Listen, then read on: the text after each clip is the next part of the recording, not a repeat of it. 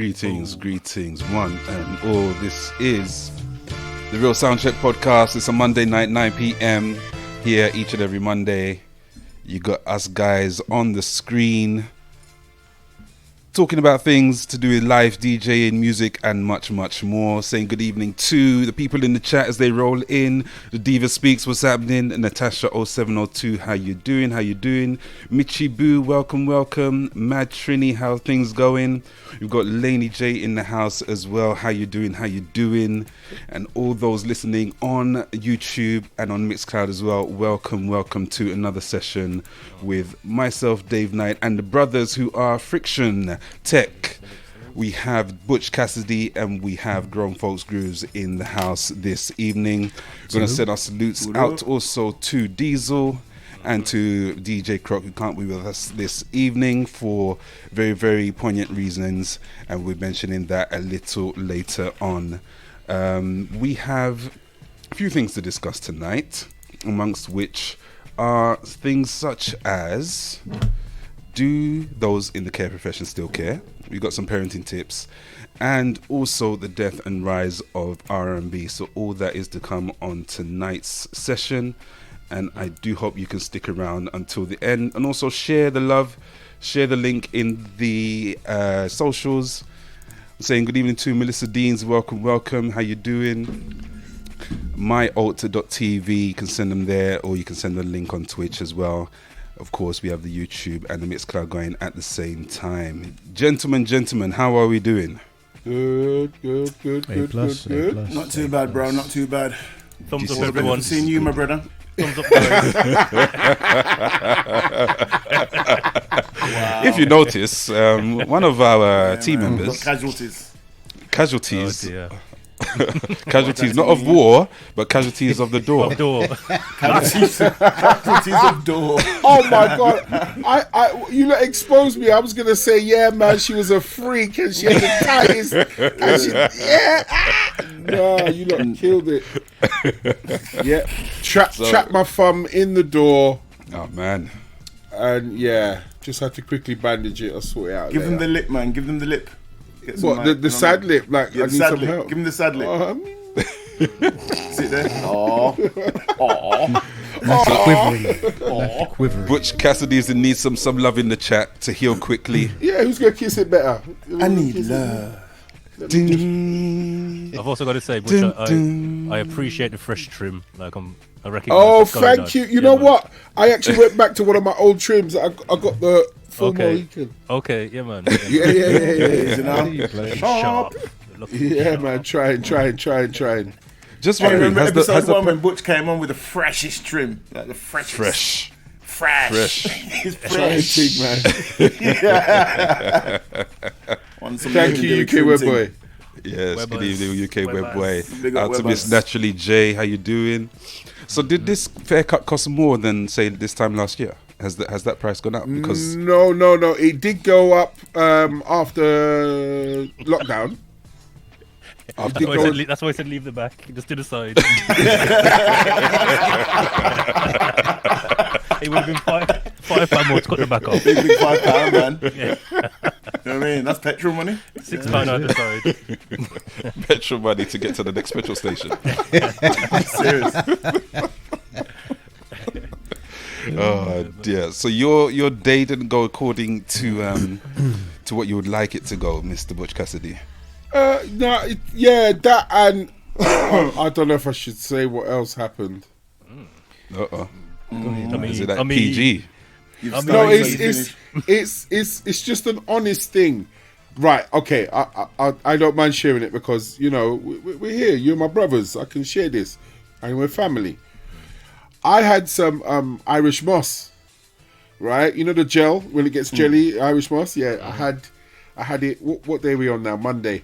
I had it Thursday, and I had it Friday. So Saturday, when I came in, after the strip club, I was like, "Whoa, stomach feels a bit right. Like, what's going on?" Oh Lord! Don't laugh, grown folks. Don't laugh. Right now. Saturday morning, let me just say, it was like Mount Everest. This thing was peaking out the something. And then, oh my God! Yeah, literally. and I'm pushing the lever. It's flushing. It's flushing. It's flushing. It's flushing. How can I go block up my own toilet for 48 hours? It only unblocked this afternoon. Whoa. Yeah, you can't even turn around and ask anyone like in house party.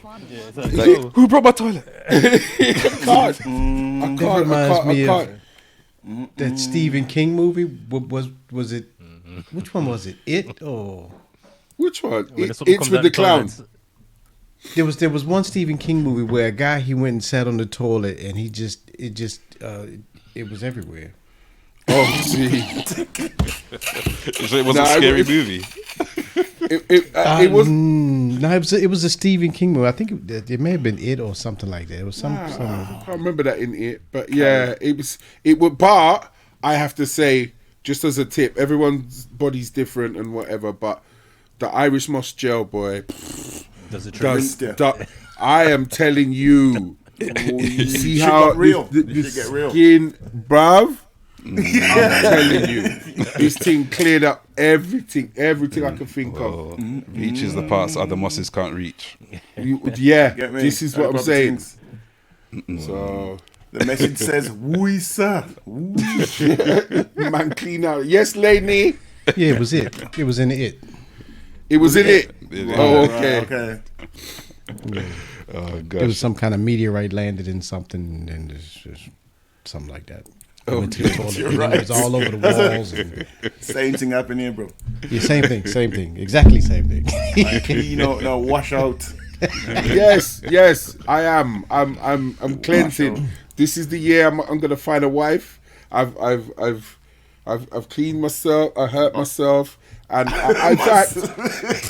fact, I'll tell you what else I've That's done. part of the process. Yeah, man. Yeah, I was like, Come on, what? you man. And You guess gonna what hurt else I've done yourself? this week? I actually called Block the a toilet. personal trainer for the first time in my life. Wow. So hopefully, Okay. as of next week, I'm going to be doing personal training sessions. Might have to lose the belly. 47 years old this year, and I want to give myself a nice birthday present. So Well, I'm ready. Nice. may Yes, the fun begin. Have you seen that guy on Instagram? Go on, boy. His account is called Heavy to Modified. Have you seen that guy?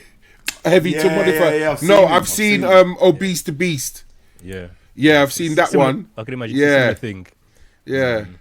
This guy's on it, man. Like Yeah, he's, man. he's refused to remove any of his excess skin. Yes, I've seen. That's what But he's- Obese to Beast yeah. does. He's done the His same thing. hench, yeah, but it's all underneath that is his excess Excess skin. Yeah. Wow. There's a lot of guys losing weight, and they said they ain't taking the snip. Yeah. He said They that's don't his want trophy. the track marks or nothing. They just said, look, the skin hangs. And to be fair, and I don't want the women getting bad. We have to accept women after kids and everything else and whatever and so forth, and it's natural. So if a man's lost the weight and he's got a little bit of skin, then you know what I mean. I think it's only fair. Yeah, man. Yeah. Only fair. So that's a good point, ladies in the chat. If you met a guy, he is muscly, he's got a good frame, but when he takes off the shirt, he's got sagging skin. Is it a put off? Let us know. Just let us know. Just let us know. Little Hey, side these are note. tough questions, early doors, man. Yeah. You know That what I wasn't mean? even on the list. Yeah, boy. But that's what we do. We got a nice community of people. You know what I mean. The family's there. We're just throwing it out. You know what I mean. We're sharing stuff with Absolutely. them. You know what I mean. So yeah. Grown We'll see what happens. folks, how you doing, sir? I'm doing A plus. Had a great day today. Had a great weekend. I got to go and hang out with my brother Tech at Buddha Palm Cinema. Oh yeah, man. Yeah. So yeah, I had a great weekend. It was fine, man. You guys have to check out Buddha Palm Cinema, man. We had a ball. The food was great. The company was excellent, and what Tech does with the movie is amazing. Serious. You gotta come.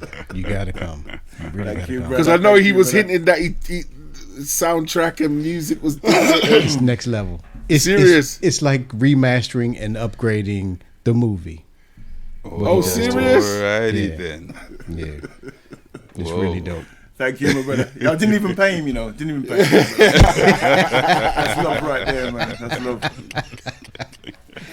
Yeah. So that was fun. That was great. Yeah, that was nice, man. It was a nice turnout. Good group of people. You know what I mean? There's Always. nice vibes. You know what I mean? Always. It was really nice Saturday. I enjoyed it. Yeah. Nice. And I guess that leads into Tech, how your weekend was, because it seems like Yeah, pretty much the same. It was good, man. But do you know what? Do you know what I found was that because I haven't had an event for a while, I forgot how much hassle it was with shifting the speaker boxes around and things. Because I had a meeting in Bristol the day before, and so like it was like a work get together thing. They had meetings all day, then they took us out for dinner and drinks. Then they went back to the hotel and they were about to start having more drinks at the hotel. This was like about 1 o'clock. I said, hang on, just nip into the toilet. I'm going on my bed. I was like, no, I'm not stopping up with you animals, man. I'm not stopping up with you animals because I've got to get out in the morning.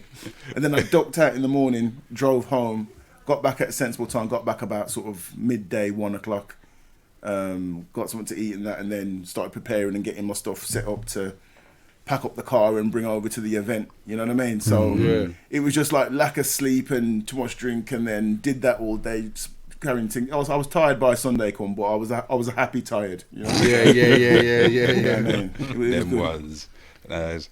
Shout big out up Melly to Mel, you. thank you, darling. Yes. Good to see you as well, sis. Good to see you. Big shout As out to always, Bob as too. always, Melly man. Mel, to Vinyl Sofa, to Dead Bob as well in the chat. Welcome to the Dead Real Bob was there Soundcheck. too. Big up Dead Bob. Dead Bob's my Laney man. J. Big shout out to Laney J. Welcome. We don't have the one like Mr. Loading Diesel. in the car. Yeah, all my faculties had gone by then, trust me, man. Do you know when you got a packed car full of stuff, and on the way there everything fits in the car, and on the way back it doesn't anymore. It's like Tetris on the way there. And on the way I back, needed a whole nother car, you know what I mean? I needed a new car. Stop it. They're packing things scientifically. Kamsi and grown folks had to just to give me the tick, man. Stop fucking down, man. Kamsi was despairing, man. I was like, this guy wasn't having it, man. it's gotta fit. It fits on the way. It fit on the way down, but it wasn't even close on the way back. I don't even know, man. Good evening, Mr. Ray in the chat. How you doing? Welcome. We have we're absent of Mr. Diesel and DJ Croc, unfortunately, this evening, and it is because unfortunately today was the day that our good friend Busy Fingers was laid to rest. So during the show we'll be having a 1 minute silence at some point to commemorate his passing and to commemorate such a great guy that he was.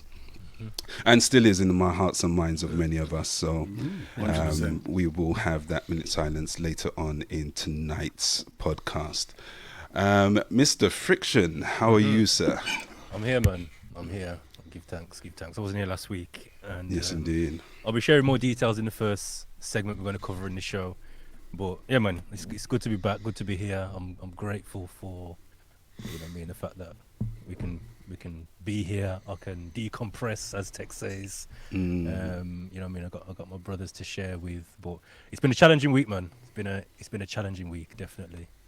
So I'll be sharing a bit more about that in just a moment's time. And you know what? That's important on levels, Friction. So I'm glad you decided to share with everybody. Yeah, definitely. Serious, That's again part of what we do here on the Real Soundcheck podcast. Deal with real issues, well as music that you can relate to. And again, if you have anything that you would like us to discuss in a future podcast episode, please do email us reachalttv@gmail.com. That's reachalttv@gmail.com. So we're going to be talking about, in the first section, do those in the care profession still care? And to bring us in, I'm sure we're going to have some sexy graphics. What's up, people? This is your boy Omar saying you're watching the Real Soundcheck podcast.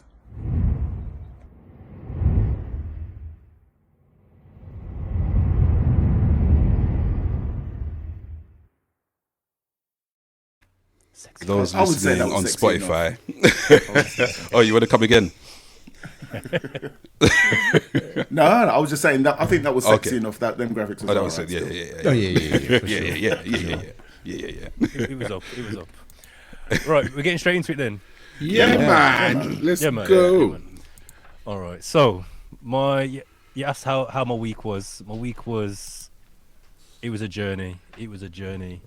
So just for some context, what we're talking about right now is does the care profession, do those in the care profession still care? And the reason this came about, and it's relevant for today's episode, is because of my experience from last week. So last week Sunday, my son fell sick, like seriously sick, to the point where we had to take him to A&E. And I'm happy to share, what my experience. I'll give you the headline. We basically come to find out that my son, my youngest son, he's 12 now. He was 11 at the time. It was his birthday on Wednesday. He's basically diabetic, type 1 diabetic. We never knew this, but we found out this weekend, or last weekend, sorry. So from Thursday, he wasn't himself. He wasn't quite himself. We were concerned, but not overly concerned, because he was just like, oh, my back's hurting a bit, or I'm a bit tired or whatever. But there was no clear symptoms to say, boom, it's this. So we were just like, take some paracetamol, go and lie down, whatever. So that was on the Thursday. Friday, same thing. He just wasn't quite himself. He was up and down. He was eating whatever. Cool. Saturday, he started to get worse. Like, what is going on? Has he got a viral infection? He was just a bit dizzy kind of thing. So again, we just like, have some paracetamol. If it gets any worse, we'll go to the walk-in centre. So I went to London on the Saturday to go and link Shorty Blitz Croc and go to the Souls of Mischief event and the event afterwards with DJ Thing, etc. And all the time I was there, my wife's messaging me saying, he's not well, he's really not well, I'm concerned, I'm going to go walk-in centre. I was like, yeah, man, do your thing. And she was like, oh, he's gone to sleep now. I'll go in the morning. And all the time I was there, I had no peace. And I said, boom, I'm going home. And I just cut out. Similar to what you done, Tech. I just didn't send them to no one. I just cut out, hit the motorway and came home. And in the morning, Sunday morning, I woke up. As soon as I woke up, I went in his room and he was just out. Like, I had to literally wake him up. And again, he was all over the place. He wasn't communicating right. He couldn't talk properly. His mouth was kind of like he had lockjaw. He was talking through his teeth. His hands were like rigid. And I was like, nah. So called up the walk-in centre. They were like, oh, you can't just walk in. Like, have you phoned 111? The walk-in centre, you couldn't just The walk in. walk-in centre. Yeah. Right. So he phoned 111, went through the whole protocol of giving them all information, and they was like, okay, based on what you're saying, it's probably best you just pop into A&E. So by this time now, it's like, we got to A&E for, say, about 2:30 in the afternoon. Yeah. As we got to A&E, I knew what my day was going to be like, because on entering A&E, so I dropped off my wife and my son at the front, and then went to go and park the car. So they've already gone in. So I've parked the car, come round, come to go in, and the security guard stopped me at the door, and he was like, "Oh, are you patient or visiting?" I said, "Oh, my son's in there." He was like, "Oh, is he by himself?" I said, "No, he's with his mom." He says, "Oh, you can't come in then." I was like, "What do you mean?" So this started the whole downhill trajectory. So he's basically saying they've got a one patient, one visitor policy. You can't come in. So I was like, you know what? I wasn't happy about it. I made up a little fuss, but I was like, okay, cool. At least he's in there. He's going to get seen. So I just hung about outside. And I began to notice a few inconsistencies in terms of who he was letting in and who he wasn't letting in. So I was like, bro, you just told me I can't come in. You said you got this one patient, one visitor policy. I said, you just let a couple of three go in. So my man's like, oh, their circumstances are different. I was like, what's the difference? He's like, oh, look at her condition. I was like, what about my son's condition? My man says to me, oh, your son's all right. I was like, oh, you doctor? Wow. He's all right, I saw him. He's not allowed to say that. Sorry to cut you. Yeah, no, feel free to interject. Yeah. He's trying to get some space in the hospital. That's what This is he's the trying to first get. interaction. You get me? We haven't started yet. This is the beginning of it. So I've hung around for about half an hour policing this man now. I'm saying, I'm policing you now. I'm your manager right now. And I'm making sure the same energy you gave to me, you give to everyone else. If I can't go in, no one's going in. Simple. Facts. You get me? So he didn't like the fact that I was there monitoring him. So I must have waited outside for about 35 minutes. I realised, you know what, I'm not getting in. I'm not going to make a big fuss about it. I'm going to go and sit in the car. An hour and, say, a half later, my wife's phoned and says, we're still in the waiting room and the fire's getting worse. He's complaining that he's hungry, he needs something to eat. I was like, okay, I'm going to go to the shop and get some food. So I've drove around. Bear in mind, it's Sunday afternoon now. It's probably about almost, say, something to 5, quarter to 5. I'm driving around, everything's shut. Right the way through Worcester, found a chip shop, grabbed some chips and a drink, flew back. And in my mind, I already know, this man's going to catch up, you know. But I know I'm going in this hospital. Regardless, you ain't stopping me. So, go there now. As I approach, he jumps up out his chair and he's like, facing me off. And I said, bro, listen, I can't talk to you right now. I need to go and get this to my son. And he's like, no, you can't come in, you can't come in. I said, listen, I need to go and give this to my son. I've just gone past him. My man's chasing me through A&E, shouting after me, telling me I must come back here. I just ignored him. Found where my wife was, give her the food. And I thought, you know what? I'm here now. You got to get me out. I'm not going nowhere. So I just sat down and just held my son. And again, when I got there and I seen his condition, he had deteriorated massively since I dropped him off. Shit. His eyes were rolling in the back of his head. He's, like I said, his hands were like just tightening up. He couldn't talk. And it was like, nah, I ain't going nowhere. So my man's in my face, giving it the big one. I said, listen, I can't engage with you right now. Just leave me alone. So... And meanwhile, who's manning the door? Exactly. Go and do your thing.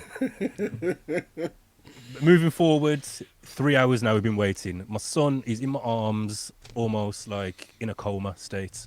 And I'm, there's nurses walking past, and I'm saying, yo, like, so by this time as well, we'd moved to the children's section of A&E. Children's section, yeah. right. So it's a quieter section, smaller section. And I'm looking around, and obviously, everyone's child is their priority. But I'm looking around like, hold on now. No one in here is showing the signs that my son's showing. You got a little youth there bouncing up and down in the play area. Maybe, who knows what's wrong with them. And I'm not saying, none of their conditions aren't important. However, based on what my son was presenting, is like, how can he not be priority? So they've done the initial triage. They were like, okay, he'll get seen when it's his time to get seen. A doctor came out and went to call in the child next to us. And the mum says, I think you should see this child first because he's in a worse condition. The doctor was like, no, we've got our our caseloads. You're next, and saw that child. And my wife was just like, what the heck? Next step, we finally got one of the student nurses and we called and said, listen, look at him. Like, this isn't right. Like, me and my wife's in tears now. Like, this is not right. This is not our son. He's dying. Like, what's going on? We ain't got a clue what's going on. So she said she'll go and do what she can do. She went in there, about 50 minutes, come back and says, okay, bring him through. We went through. A consultant came in, says, yeah, go in that room there. We went in the room. He came in, looked at him. Now, keep in mind that because of the situation he was in, he was hyperventilating. We come to find out now, this is his body reacting to the condition he was in. He's trying to pant off the acid that's in his blood. If anyone knows what a DKA is, he was having a DKA. Yeah, and if you want to go and Google that, go and Google it. But it's basically, it's almost like a diabetic coma, but it's when your blood sugar's like skyrocketing. Yeah. Just for those that don't know, normal. I've learned all this in the past week. Normal blood sugar is between 4 and 7. His was 47 when they tested him. When you are that there, man. Jeez, he was up here. Imagine that. Yeah. His ketos, normal ketos is below 1. His was 7 point something. They were saying that they're surprised how he walked into A&E. There was like, how is this youth? Yeah, so they're all surprised now. Yeah. So, boom, we come to see the first consultant. He looked at him. He looked at his breathing and said he's having a panic attack. He needs to calm down. He got a mask, put the mask on his face and says, just get him to control his breathing and we'll back to see him in a bit. Never plugged the mask into nothing, just put the plastic mask over his face and walked off. Really? What? We were like, The doctor did that. What? The consultants. And I was like... So what was this? A Bluetooth mask? What the hell is that? You don't plug it into nothing. Nah, he's thinking he's hyperventilating, so he's trying to increase the carbon dioxide by. Yeah. It's like when you see people breathing into a And that's what paper it takes. Bag. And that's what he Right. said. He said basically, oh, next time it happens, just put a paper bag over his mouth. It'll be all right. And me and my wife were just like, okay, so we're trusting you as a professional. We's like, Nafar, come on, just try and calm down. Try and count with us. Possibly, breathe with us, Mel. breathe with us. Possibly. You get me? So that went on, and then about 10 minutes later, another nurse came in and said, what's going on in here? And she looked and saw the mask wasn't plugged into anything. We're telling her, like, look at him, what's going on? She says, has he had his blood test? We said, no. Has he had this? No, he hasn't had that. So she's gone now, rounded up a team and come back. And she's done a few tests and whatever. And one thing she said to us was, looking at him, it could potentially be meningitis. That's the first time they've told us what it could be. And I was like... And this was a nurse, right? Yeah. Okay. So she's just trying to say, you know what I mean, we're moving forward, it could be this. She took his bloods. Within 5 minutes, a team come flying in. Do you get me? And it was like, once they'd done his blood test, they realised he's up here. He's gone. He's peaking. Yeah. So everyone's rushing around doing what to do. And the first nurse that triaged him, she happened to be in the room now. And my wife's looking at her like, you see you? So she's the one who, she done his heart, done his pulse, and says, oh yeah, she done initial triage. It was like, oh, he can wait kind of thing. She was like, the way he was presenting, you'd never think it was diabetes. Like, I would never have thought that. And we were like, yeah, because you don't Get look out. at him. That's why. But that's why we're here. Exactly. So they're doing what they're doing. Again, within about 15 minutes, they basically says, we need to move him to the resus unit because it's that serious. Like, he's on his deathbed. They basically moved him out of that cubicle straight into the resus area. They had all the stuff around. It was madness. Yeah. So basically, we got him. He was probably down there till about say 2 o'clock before they were able to move him from the resus ward because his sugars and his ketos weren't coming down. So we finally got him to the children's ward. They were literally talking about flying him to Birmingham Children's Hospital. It was that bad. Whoa. What? Yeah, man. Yeah. So by the time everything calmed down, they told us what it was. It was a DKA. They told us how serious it was. His blood sugars were starting to come down slightly, and then they told us about the next concern now was that it was that high, and he was in that condition for that long. It could affect his brain. There was that much acid in his brain, in his blood. Sorry, that his vessels had swollen, and he could have swelling on the brain. Jeez. And because he wasn't communicating, so we're talking to him, and he's just looking at us. He's just all over the place, and then his mouth, like I said, his mouth wouldn't open. Then he'd wake up and look, and then he's gone again. And we were just there like, what the heck is going on here?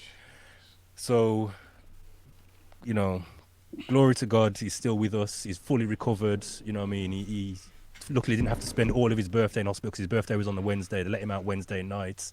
Like I said, he's 12 now. He's doing his own blood sugar testing. He's injecting himself with his insulin. He's eating. He's I'd say 95% back to himself. And he's fully took it in his stride. Like, my heart, I'm just like, yeah, man. Like, yeah. Give thanks. Serious, man. But Serious. in the midst, yeah, man. In the midst of all that, I had another interaction with the security till a man assaulted me. I've had to press charge. I'm pressing charges against him. The guy grabbed me up. So when I moved him to resus, obviously we knew we was stopping in. I had to go and get a bag and stuff for him. So I had to go and get all his stuff. Come back with the bag. And I said to the nurse, I said, listen, the security guard out there has already given me trouble, you know. I said, so I don't want to leave and come back and have to catch up with him again. So I've gone to get the bag, come back. I've walked in. Now they've changed shifts now. But when I was leaving, I saw the one security guard briefing the other security guard. And I seen him gesture towards me like to say, oh yeah, my man there. Yeah. You get me? So when I've come back now, my man's got it set, me and him. And in my mind, I'm gone, you know, because my son's in resus. He's on his deathbed. All I know is we're here. Like, we're here for the night now. We're here for however long. But I've got my bag. Clearly, I'm not playing games. I'm staying for the night. So I've gone to walk past him. My man jumped up out his seat again. He's in my face. I'm saying, bro, listen, I can't deal with you right now. My son's on his deathbed. Like, move out my way. My man's grabbed up my wrist and yanked me back. No. And listen. What? My head was gone. My head was gone. You're nuts. So I mean, him face to face. I'm saying, listen, move out my face. Move from in front of me. He's got his camera on, his body camera on. And he's saying, "Oh yeah, you can't just walk past me like that. You've got to go back to the door. My colleague told me about you already. You're not doing that to me." I said, "Listen, just move out my way. I ain't got time to deal with you. I need to go and deal with my son." And like I said, he's trying to hold my wrist. I'm like, "Yo, take your hands off me." And then I sidestepped him and just carried on where I was going. And my man started swearing at me. Proper 2 times he used the F word towards me, and I'm like, Your I'm security. I'm coming back for you later. I'm coming Yeah. back for you. Don't worry. Wow. Which I did. I went back and spoke. to Swearing, him. saying what? You know what? My head was gone tech. All I heard was the F word. I don't know in what capacity, in what context, but I heard it twice. Right. In my report, I've says you can check the CCTV. His body cam was on, and the CCTV was on. So you go and look for yourself. I don't know what he said. All I know is I heard the F word twice. Wow. And he grabbed me up. Hospital what I'm saying? professional. Yeah, man. And I was saying, like, afterwards, I said to him, I said, listen. So when we were leaving, we went back just to go and get people's details. There were some nurses who wanted to commend, and you know, I mean, we've put a glowing course. report in about them. There's Of others course. that need to get pulled up. I needed to get the details about the security guard, etc. So when I walked in, he was there again. This is like 2 days. This is a Wednesday. That was on a Sunday. This is a Wednesday night, like probably 8-9 o'clock on a Wednesday night. I've walked in. He seen me coming and laughed. He went, "Oh, we're not going to argue again today, are we, mate?" I was like, Mate. listen. Oh, so he's So Mama's provoking me now. I says, I haven't come here to talk to you. I said, all I need from you is your SIA number and your name. That's all I need from you. Oh, what do you need that for? What do you need that for? I says, you know what I need it for? So I says, actually, you know what? Don't even talk to me. I went to the reception. So I've gone to the reception now. Mama's come and stood right next to me. And he's there saying, so now he's trying to intimidate you. you're right, brother. You're right, brother. I says, don't call me brother. Because Brother, you know. You never treated me like a brother on Sunday nights. You treated me like I was a gangster, like I was a thug. You get me? I says, you're not working on a nightclub door, you know. You're working in A&E. You're working in a hospital. People are already at a heightened sense Yeah. of emotion. And you've come in my face, like face to face like this, you know. And you've grabbed me up. I says, nah. I says, there's no brother. I says, you need to move from me. Move. And he's there laughing. And I said, yeah, carry on. G-Force Leroy's made a comment saying, "No point Pals. complaining via pals. Go direct to the Okay. chief executive." Just as Okay. in case that's Okay. That's what, because that's the route they told us to go. They told us to go pals. Yeah. I would Okay. even say report it to the police because that Well, I is did. assault. I did. That is So, Yes. Yeah. so It's a when fray. when I called, 100% a fray. I called the head of the security team, and I told him, and he was just like, "Oh, he's not. I hear what you're saying. He's not one of our guys. He was agency, so he's kind of almost That like doesn't matter, man. almost That like it's out of doesn't my matter. hands." And he says, "Oh, I actually heard about the incident. It's been reported already." And I thought, well, who's reported it? So, who's, you know, what statement have they made? You haven't heard from me. you don't know who I am. Exactly. So I logged everything, and then I reported it online to the police. I thought, you know what? If I would have grabbed up someone like that, I'm getting done. If I would have grabbed Yes. him up like that, I'm getting Yep. done. So Yep. sorry, bro. That's where we're at. Do you get what I'm saying? And then, like I said, with the consultants, we got all their names and everything for, like, you know, the misdiagnosis, the poor initial, like a superficial triage. That initial triage was so superficial. That's where they missed it. And in that 3 hours, Yes. condition. Yeah. Was on the way down. And yeah. And blood sugar's like the easiest check you can do. Do you know what I mean? Finger Exactly. prick, boom. Boom. 2 know what I seconds. mean? It's done. That's it. Done. So I'll say all that to pose the question, and I can see the chat's been going. And forgive me, you get me. I appreciate your time for me to be able to vent that. No. Is there still care in the caring profession? Because Can I boy, go back to the nurse who actually stopped and came in? What triggered that? my wife and my distress, because we were broken. My son's on my shoulder. Like I said, I'm looking at him like, has he got autism? Like, this is not the youth we know. Yeah. Like I said, his hands were like this. His mouth was clenched, and he couldn't talk. And then his eyes were just rolling back. And I'm thinking, what? And At they this didn't point, pick up we don't know that. what's going on. We ain't got They a didn't clue pick what's up going on. on that and the mouth. I mean, because that right there is a sign that there's something more wrong to him. Yeah. Yeah. Yes. That sounds like a stroke or something. Exactly. That would have been Borderline. My first thought. Yeah. That's It would not, have been that's not just borderline on that. hyperventilation. No. You know? No. You know what I mean? But I'm wondering, is it a case of that's the first time you saw that nurse, or is it a case of she'd been walking past a lot of times, or I think because I'm she- wondering yeah. what's differentiating her reaction to the others? Yeah. Because it seemed like the others may be banding together in some way, and I'm not trying to speculate, but it just wondering what was triggering her in particular. Yeah, I think she came out and kind of looked in our direction, and I was just like, please, like, look Yeah. at him, Yeah. like, and obviously it touched her heart, and she was like, you know what, let me see what I can do. And then she went back inside and says, oh, we'll see him next. Do you get what I'm saying? Do you know if the initial nurse was a less senior nurse than the one that actually detected it, or She was more senior. The other one was a student. The one that actually took action was a student. She had the white student Lord Father. uniform on.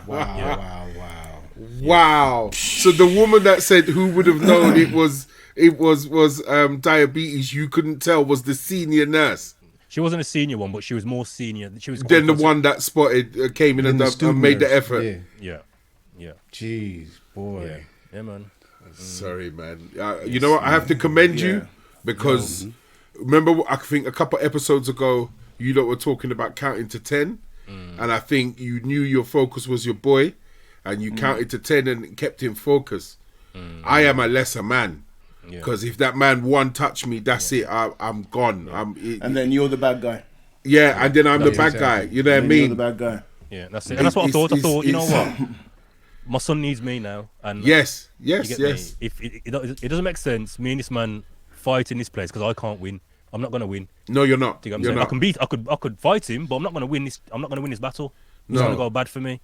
So it's just like, listen, just move. Just move, leave me alone. No, that's a lesson right there. Yeah. And the worst thing is, done, mate. is he brought me to a place where I'd never want to be. I don't want to be that guy in public, in the big A&E, flipping waiting departments. Obviously, we've rushed out the house. I just got my hoodie on. I'm looking rough, you get me? And now you're making me act how I look like. You're making me act like a stereotype. I beg to differ, but you can be casual. Hoodies, everyone's wear hoodies. But you get what I'm saying? You're though? casual, whatever. What You know what I mean? is- But I understand what he means. First of all, I do know what he means. My first question would be like, what hospital? Name Worcester and shame. Royal. Worcester. Right. Okay. Yeah. Can So, we bring up yeah, Melly if Mills' comment when you finish? Which one's that, bro? She says that the Like the students. yes, and that's probably very Yeah. important because Yeah. I the older agree. one's probably a 100%. jaded. Yeah. Yeah. 100%. Eager to do the I right think thing. like your initial comment about this segment where you're saying, do the carers still care? I think what you have in the NHS is a lot of people who cared coming into the profession, and then they're stretched beyond belief, and then it gets to a point where they're pulled in so many different directions. Yeah. You know what I mean? They don't do anything that they're supposed to do properly. Like there's something there that slipped through the net whereby that could have cost your son his life, stuff. Exactly. You know what I mean? Yeah. I've been in a very similar situation myself, so I can speak firsthand. But then there's always this thing. I'm in a different profession. I've been in many different professions, and especially when you're public facing, in all of the training, and I'm on about like top 50 companies in the country and so forth. I've had training from, proper blue chip company. Ooh, Lord, Sorry, that was me. That's all right. And in all the different various front-facing customer-based training that I've had, they've all said, put yourself in the position of how you want to be dealt with.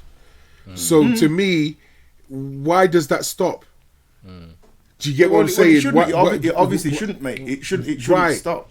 But And what that's it is, and just because you've worked 12 hours, 10 hours, or you're stressed out, or your manager does this or whatever, you're not what only I'm saying is, though, you're not right, what only I'm saying dealing. is you have people in a profession potentially that shouldn't be in that profession. You've got people who are stretched to the limits where you push somebody far enough, they go past caring, and you may have people in the profession that they don't care as much as they should anymore. You know what I mean? This is kind of like a blanket statement.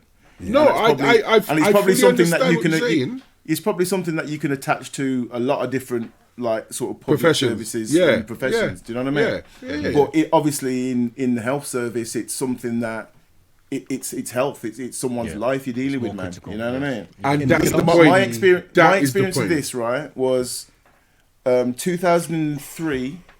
Right, I went to the cinema with my wife. Came out the cinema, had a banging headache, man. It was rude. Went to Asda, stopped off 24-hour Asda. Mrs. stopped there to go and get some ibuprofen. And I was sitting in the car. My mate was security at Asda. Came out to come and talk to me, come and see me, man, because I couldn't get out of the car because the head was banging. Came out now, and I couldn't speak to him. Do you know what I mean? So I got home now, got inside, everything, sitting on the bed, and my missus said I couldn't speak, couldn't even make. All I could say is like I don't know. That's all I could say. I knew what I wanted to say, couldn't say it. So phoned an ambulance. Ambulance came. Ambulance guys, the paramedics asking me loads of questions, and the only thing I know the answer. I couldn't even tell the man my name, right? But all I could say is I don't know. All I could shrug my shoulders and say I don't know. Said right, okay, I don't like the look of you. We're going to take you into A&E. Got into the ambulance. Ambulance broke down. They had to phone another ambulance come pick me up. Got into that ambulance. Got to A&E eventually. I don't know how long I was waiting around. Got into A&E, and I'm not sure what time this was. This was like late that night. I was in A&E for 7 hours before I was properly seen till the next morning. Are you serious? 7 hours, yeah. This time I'd gone completely non-responsive, sitting in a wheelchair in A&E. They'd stop. A&E was that busy, they'd stopped sending paramedics to A&E again. They'd started sending ambulances to Warsaw. What the Manor? Was it the Manor? In Warsaw, Manor Hospital. Yeah. Manor Hospital in Warsaw. Yeah, they started sending the ambulances there. They'd stopped. They closed A&E in New Cross, and I was probably one of the last people to come in. So I'm just waiting there. This time, I'm complaining about a headache. My wife's talking to people. This time, we work in the NHS. I've worked at that point. I'd worked in the NHS for 10 years. Right, my wife still works. We work at that hospital. Right, serious? You know what I mean? We work at the same hospital. Right, I'm waiting in A&E for 7 hours. Right, my wife's trying to talk to everybody. They took me off. They said, "Oh, we're going to stop." We did the triage. We're going to give him a chest X-ray. I said, "Why are you giving him a chest X-ray?" You know what I mean? Chest X-ray. These are I can't answer anything about it. But you know what I mean? Next morning, my wife goes and talks to like her head of department. Woman I love to bits now because she probably helped save my life, right? Went to go and tell to her head of department, and then she said, what? And she came out, saw me, just started dragging up people, man. Started making some phone calls. Straight away, I got my own room. I got like everything, CT, MR, everything one time. You know what I mean? Only because of who we knew. You know what I'm saying? Wow. This time I was waiting there, and at the end of the thing, I lost 3 days. I was out of it in coma 3 days, and I found out I had viral encephalitis, which was basically like surface of my brain swell up, and then you know what I mean. I've heard about that. The problem was, I remember the third day I came round. I remember waking up and all my family was in the room. I was like, "What's everyone doing here?" You know what I mean? And I remember Darren came out to come and check me at the hospital. And we were sitting in a separate room, like the sort of day room thing, just chilling. And this nurse came in, and she started talking to Darren. Then I started cracking a joke to her, and she looked at me like completely shocked. And she was like, "The last time I saw you was in a coma." And then they told me what you had, and I was like, because what that was something that people don't often come back the other way from. And never mind that quickly, you know what I'm saying? And it was like I said, it weren't my time, just like it weren't Frick's son time, man. You know what I mean? But I 100% see what you're saying with, do people care? You know what I mean? And do people dot the I's and cross the T's kind of thing? Because that could have... It's a messed up situation that he was in, and then he went into the right place, what should be the correct place to get seen and treated. But at that initial triage pit, that's what failed. What failed you, bro. You know what I'm saying? I mean, whatever made that whole kind of process fail, was it a prejudice thing or was it just a slapdash thing? That's the thing that it's hard to come to the bottom of, you know? I think it can be cultural because not all hospitals are bad. So there's got to be a culture in some hospitals where they just kind of slapdash, whereas other hospitals, they seem to take more time and care. And it just doesn't seem like it's the entire NHS. It's cultural per hospital. Like we have a hospital near where we live, and we won't go to that one. We'll go to one further away because it just gets better ratings and better care is given. I mean, Platts has made a comment here saying there are powers above the nurses that give strict instructions to the nurses to do as told on notes, not act on your professional knowledge and skill and common sense. Yes. Yep. And that might be another factor in the whole thing, which is not ideal, but you know, some they tried to do that. They tried to do that madness with my mum. So I'm 6'1", my brother's 6'3". We're standing each side of the bed near my mum. You got doctors coming in there, and they have to literally like walk in between me to see my mum, and I'm over his shoulder. What's that? Where's that going? What does that mean? What are you doing? How is that? What's the repercussions? How does that get back? And by the time we'd done it, like, we wouldn't let go. They couldn't just give her any and anything because we were phones out. You know what I mean? What does that do? What does it do? Where's that? Asking 100 questions. So to the point that, like, they couldn't just faff around, if you understand what I mean. It was that, it was bully boy tactics, straight up. But it's my mum. I don't care. I don't care. And Do you get what I'm saying? Yeah, it's a shame you've got to be like that. It's Yeah, it unfortunate. is. It is a shame. It is a shame. But when it comes to Marjay's, I don't care. Yeah. Do your job properly. You know what I mean? I think you got to be careful with that kind of thing, you know, because that can backfire on you. But I would 100% say ask questions, man. As you a have to person that ask the works in questions. healthcare, You have to don't be ask afraid the to ask questions. questions, and it is the consultant and the healthcare provider's job to make it clear to you, because when you're going through a process and going through treatment, you've got to have consent. You know what I mean? So you can only have consent if you understand what a wagwan. Yes, You understand? yes, So and that was the otherwise main it's thing. it's not consent. So you got to understand exactly what the process is, what the pros, the cons are, and all that sort of stuff. So ask questions, man. It's their job to make you understand. Yes. And that's one thing I will say. Obviously, my question was like a rhetorical question, because once they realised, oh my gosh, this is serious, they fixed up on every level. Everyone fixed up. Like we got immaculate treatments. It's almost like they put the best team around us to kind of make up for the mess up earlier. It was the initial triage. Is what I'm saying. It was the initial, because exactly with me. Do you know what I mean? I was waiting for 7 hours.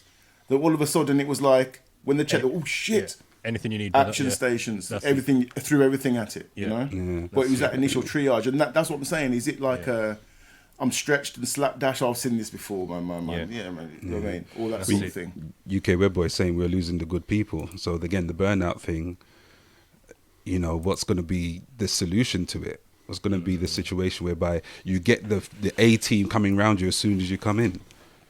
How do you get that forward? I mean, I guess unless you get complaints like these going through until they learn, you know, to do things differently. I think one of the issues is that nursing and being a doctor, it's fucking hard, you know, Star. Do you know what I mean? Like when I worked at the QE, right, it wasn't until I worked there, close with the consultant oncologist, that you realise that the doctors aren't sitting on a golf course playing golf when you want them to do things. The kind of ish that they've got to put up with.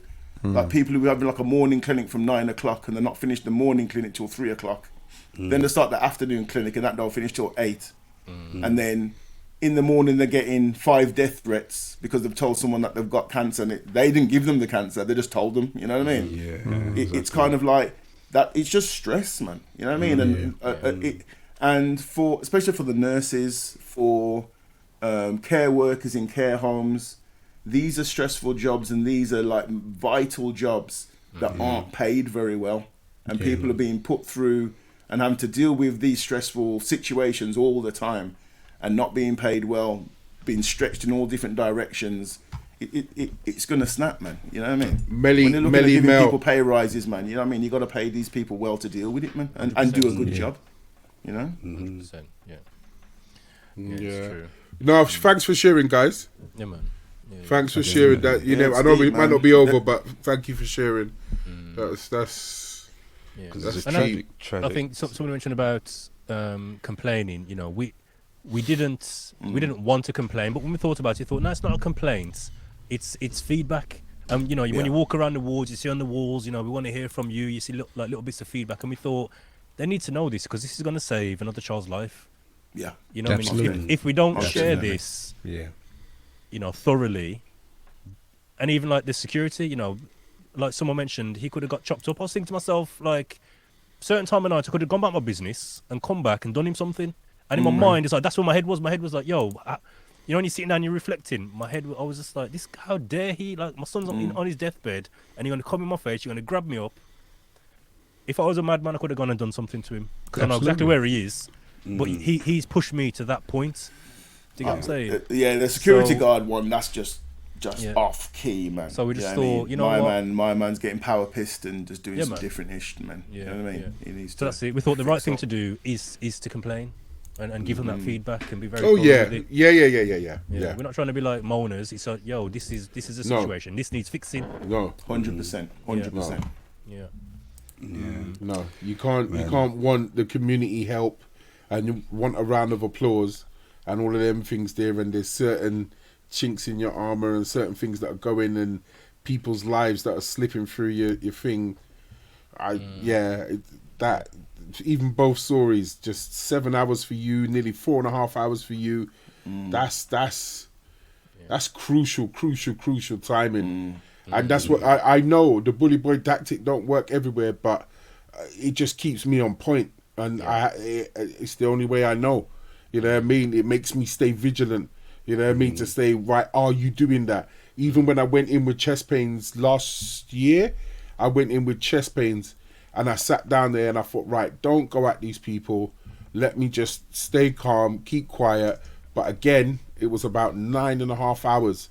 I must have fallen asleep about 3-4 times with this chest pain, and I'm sitting there, and then it literally took one doctor to come out with a thing, ask me a question, put me on a drip, not a drip, take some bloods and go, oh, I think there's a membrane around your chest, and he said that membrane's got an infection. It's not actually my lungs. So then he gave me 2 tablets, gave me 1 tablet, told me to sit down. Hour later, chest pain's gone. Wow. Yeah. Gone. Look at that, 9 look at that. hours. 9 hours. 9 hours. I was sitting in one chair. No good, man. No good. But we're hoping that there'll be some kind of resolution at some point, or there'll be improvements. Let's just say improvements. And gents, thank you very much for sharing. I'm going to be honest. I wouldn't expect improvements. I think people have to stay vigilant because we know that the people are stressed, because we know that they're pushed to their limits, because we know that they're tired and whatever. Oh God, again? Wow. Yeah. Because we know that they are. I think it's the other side of it. If you're going into that situation, 1, count to 10. Yeah. 2, stay on top of things. Like people have said in the chat, ask your questions. If you're unsure and you're flustered yourself, get your phone out, do your research while they're talking, check things over. You've got to stay on top of it and write down your timing, keep notes. 45 minutes till they came, 25 minutes till they done this, an hour since I haven't been seen. Keep your notes, so then, like what Frick said, you make a proper report and say, this is my case, this is what happened. I think we've got to stay on point, because if you sit down there, you're going to fall towards the emotional side. Is, what's wrong with you? Don't you care? And it ain't going to go right for you. Yeah. It ain't going to go right for you. Ladies and gentlemen, this is the Real Soundcheck podcast. And we've just been discussing, do those in the care profession still care? Thanks again, Frick, for sharing that with us. Absolutely. Thank you, Frick. And definitely thank you, Tig, as well. salute. Yes, indeed. And So to everyone in the chat, man, we appreciate your engagement as well. It's been Exactly. brilliant. Yeah, Absolutely brilliant. Exactly. And as you may have noticed, if you're watching live, we don't have Mr. Diesel and DJ Croc on the screen. They attended the funeral of DJ Busy Fingers today, and so they aren't with us. But we are going to commemorate DJ Busy Fingers with a minute silence, and that will begin now.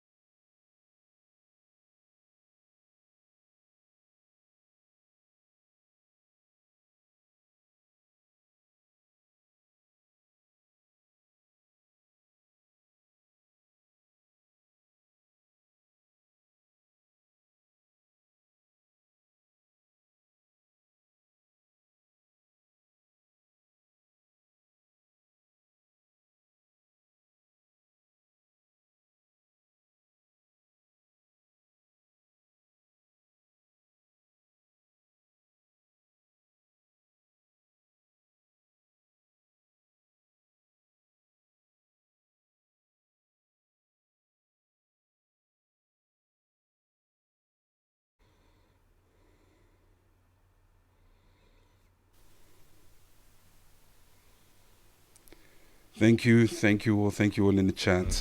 Remembering the legend DJ Busy Fingers, and I'm sure in one of our future podcasts we'll give a musical tribute as well to the to the crazy tunes that he used to bring along when he used to turn up anywhere he went. You know that it wasn't going to be a regular set when DJ Busy Fingers was on the scene. So salute to him, and salute to Diesel and DJ Rest in Croc as peace, well. please. Rest in peace, indeed. Rest in peace, my brother.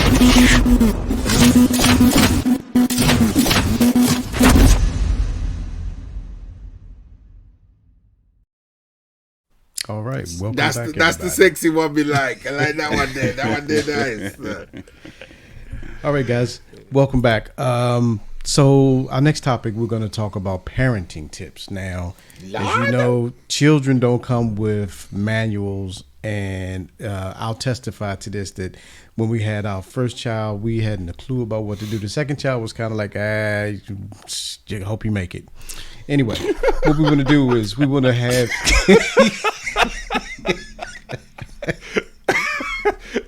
I almost went, drop a bomb. That was a Croc who would say, drop a bomb. That was that was hard. That was on point.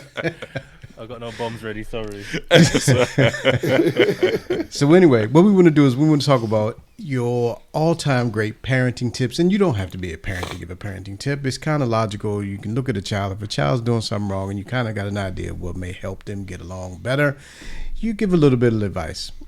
So let's start off. We're going to start off with the guys on the panel, but we want you in the chat to chime in and give some of your best parenting tips and advice.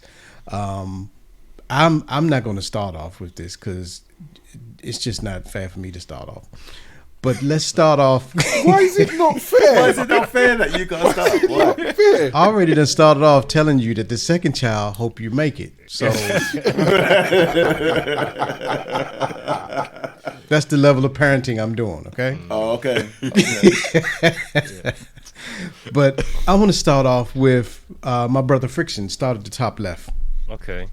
I think it's not really a tip no one gave me, but it's just what I've learned over the years. And it's two things. One of them, flexibility.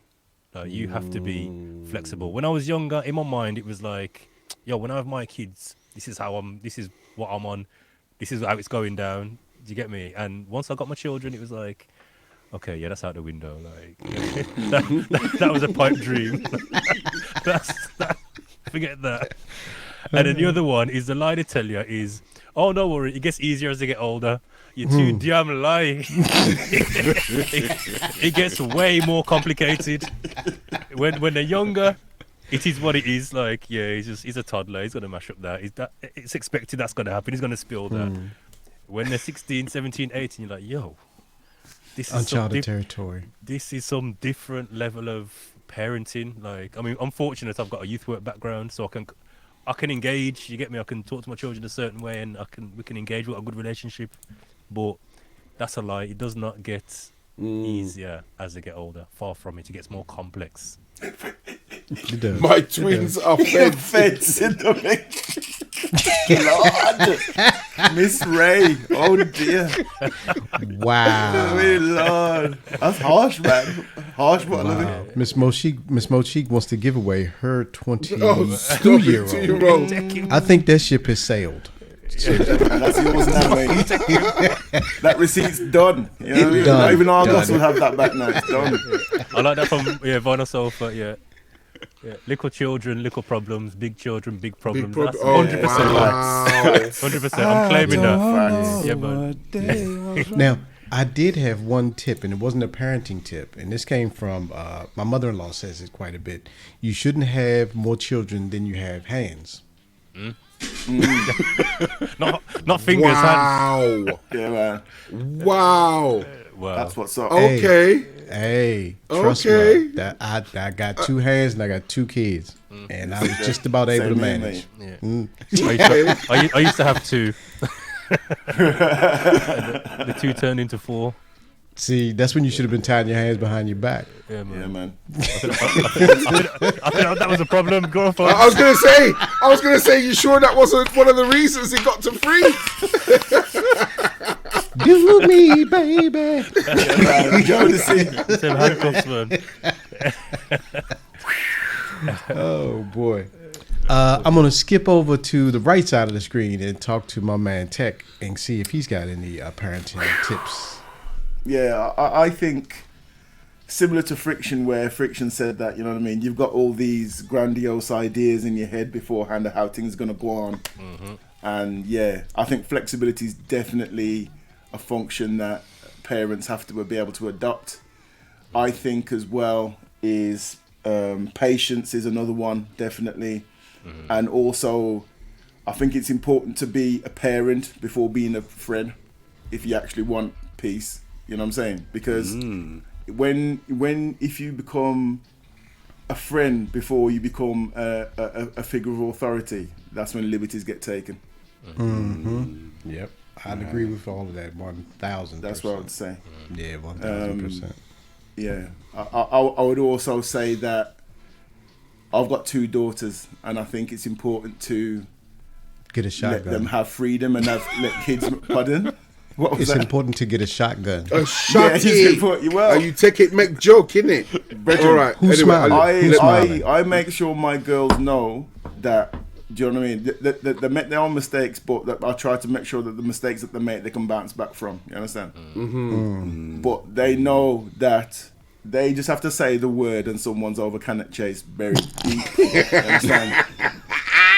My oldest brought a boyfriend back, and I had that conversation with him. I said, mate, as long as you're cool with her and respect her, me and you's cool. Even if you two finish and he's still cool, we cool. But if you ever, you know what I mean? Don't make me put you where nobody can smell you. You'll go missing. That's the one. You know what I mean? I get that. My Trini said she was flexible. Flexible with the belt on their bottom. I said that with the double snap before you actually do anything. Oh, not that one. Not that one. Not the double snap one. Yeah, man. Let's go over to Butch. Butch, you got some parenting advice? Lash them. Wow. No, or as Bernie Mac said, you should be able to hit a kid in the belly or in the throat. Not really.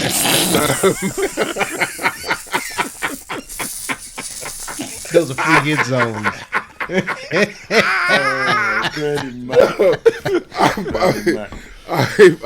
Rest in peace as well, man. I'm gonna be honest. When people say listen, I think sometimes parents, because of what they're doing, they're like, yeah. Listen. Important, man. Listen. Because I understood my child before she could speak. She was, but I knew what she was saying. I knew what you were trying to say. I knew what you were attempting to do. So when she started to speak and she understood she could communicate and get the words out and everything else, it's been a crazy mad journey of, okay, that's what you want to say, but what do you mean? How do you feel? What does that make you do? Like when I chat with her and everything else, oh yeah, how was your day? Yeah, my day was okay. I do what the kids do. Why? I ask the question why. Then it forces her to open up and speak and say other things. Oh, because I done this, I did that, we did this. Because she's 10 this year. So she's getting her expressive words out. Oh yeah, that done this and we done that, and I felt elated. I felt it was happy. It was this. She's playing hockey now. She's doing different things. So to me, the listening is one of the biggest things, because as parents, obviously you know more than what they do, but they're still learning. So to me, if you don't listen, you don't know where your child's at. If you just assume that you've got them all the time and you know what they're going to say, yeah, it's all right, yeah, it's over there. Yeah. No, listen, just listen. That's tip 1. Tip 2. I'm sorry, I'm old school. Be as firm as you need to be. be as and I mean the firmness. I know that we're moving into a different age of sensitivity and so forth, but how can I put it? The firmness helped me understand her more, because even the simplest of things, she went for one of those baby injections. She's tiny. She was tiny. Went for the baby injection. As soon as the man put the nurse put the injection in her,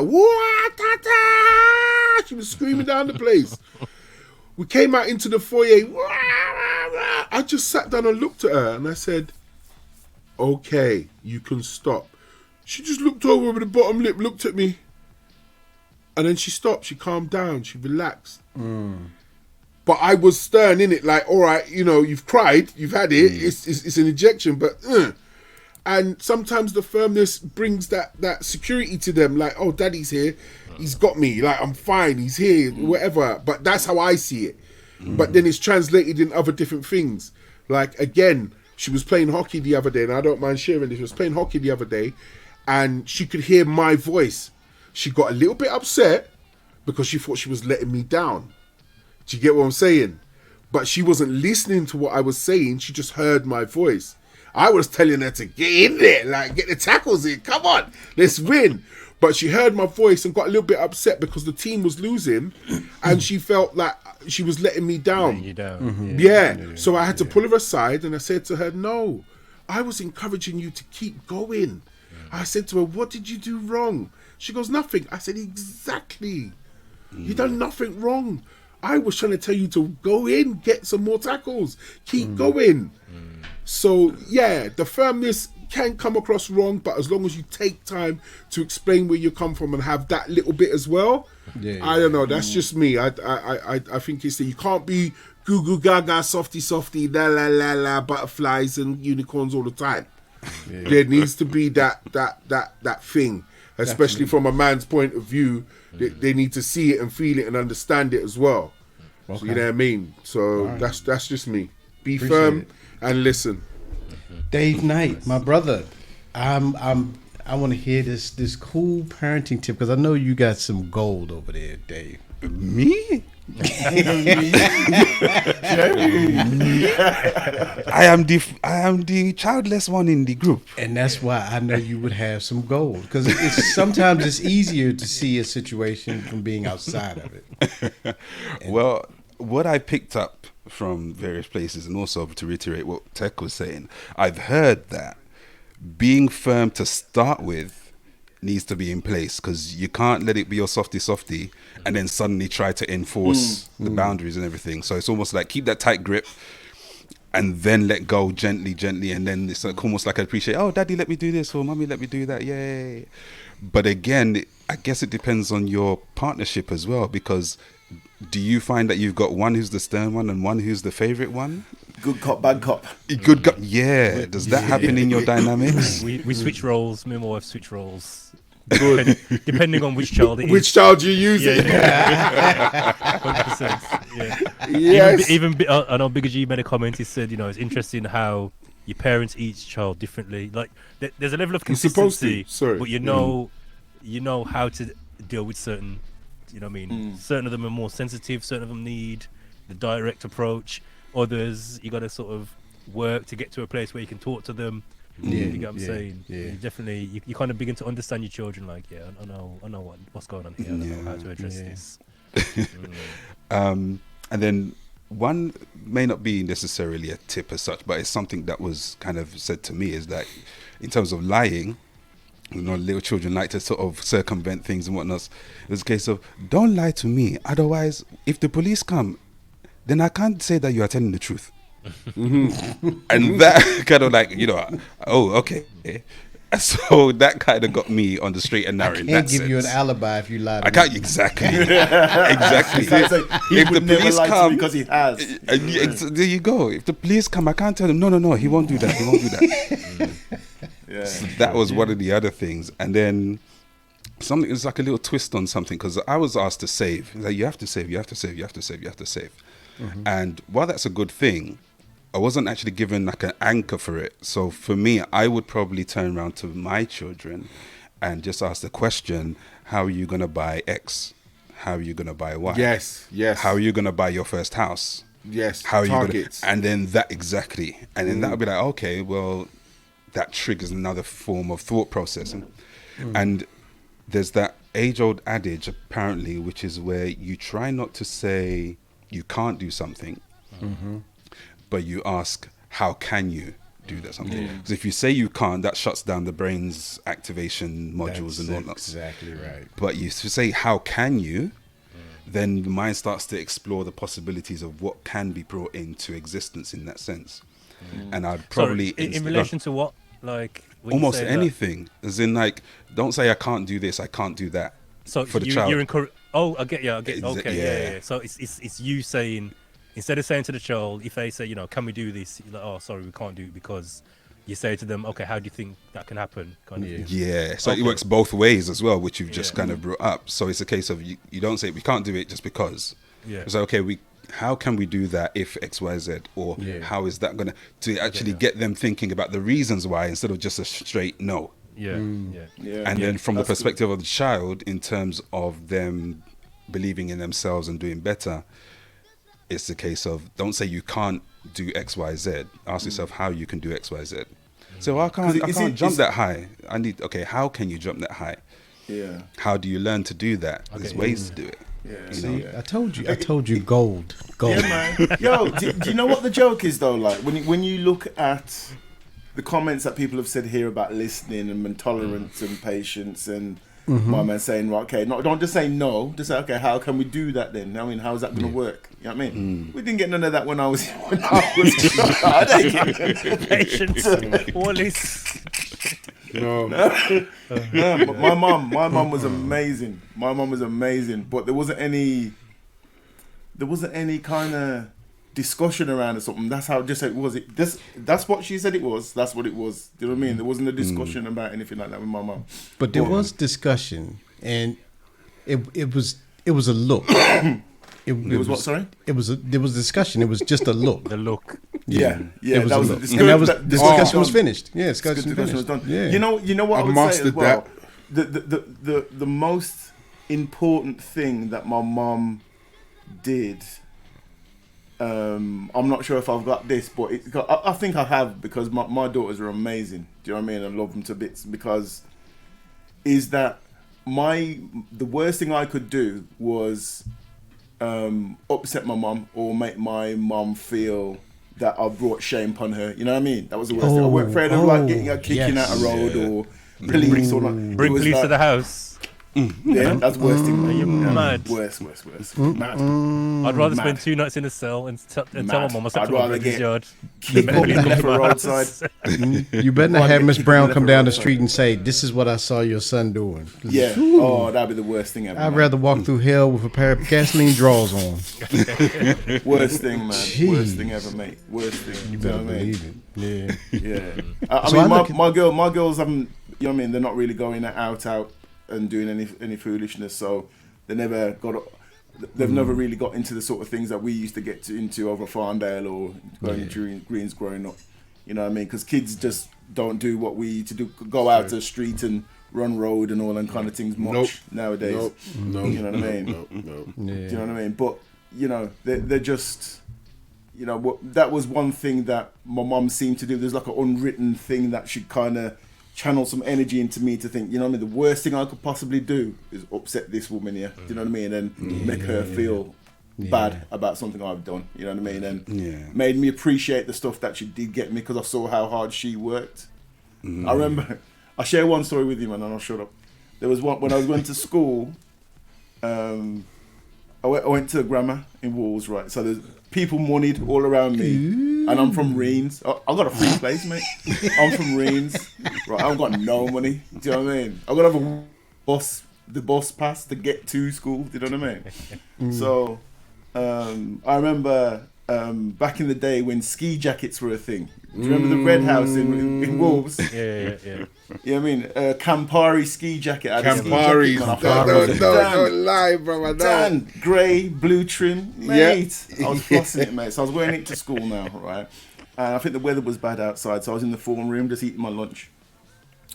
And then some boy was behind me eating his sandwich. and he was chatting to another guy over here, and he was eating his sandwich, going, blah, blah, blah, and then spitting it all over the gaff like this, right? And I was like, yo, I did something to him, right, to tell him to move from me. And then the dude, white tuna and mayonnaise on my coat, you know. My coat was on the back of the chair. That ain't never coming out. And then he was eating it and then laughing in my face, you know. I saw, it just went dark, you know. And then I woke up, I got my man in a choke. I've got homeboy in a choke. He's still got the sandwich in his mouth choking, you know. I'm like, people are trying to drag me off this youth's neck. Right? I'm choking him, you know, nearly dead. You know what I mean? Then I walked off, took my coat off to the toilet to go and wash off the tuna off my coat. You know, I was vexed. All I could think of, I was like nearly in tears because I was just thinking how much my mum worked to get me that coat. Yeah. And my man's taking... Nah, I mean, you're mad stuff. My man nearly dead for that coat, you know. You know what I mean? One of the only fights I got in at school was when a man... You remember when that first kind of came? Oh, your mum. When that... Yes. Listen. The first time. One of the first fights I ever got in school was when this man booked up the energy to say, "Oh, your mum," and I just, again, like you said, I just saw Fist red. straight away. Yeah, man. That's not jokes. Yeah, That's man. not jokes, man. Yeah, I never fought over that. I just let it. There was certain to me, that things- was the ultimate, like, that's the ultimate disrespect. Like, how dare you think you can even say that about my mum? Like, Yeah, man. you, really? If it was one of the man, it would have been a bit of banter, but the you that said it was like, are you mad? Like, Yeah, really? who you? You think you got license to say your mum to me? Yeah. There's certain You know people them that ones? cross that. Yeah, they cross the It's, thing. Yeah. Like you said, I woke up and he was on the floor with my hands around his neck. Yes, I blinked. My man was choking. Anything happens between that, who knows? Yeah, You man, know, I got up quick. You know what I mean? I like teleported around his neck, man. Just teleported one time. Speaking of apparel, Tech, can you show us your T-shirt, Tech? Oh, since we're talking oh. about apparel. Well, excuse me. Oh, stop it! Oh, come on! It's Oh. racist. He's currently What, this sporting here? a This is Real looking right Soundcheck here? podcast T-shirt in white. Oh, Notice That's the right. smoothness. hey man, I tell you what, man, it's super soft cotton too.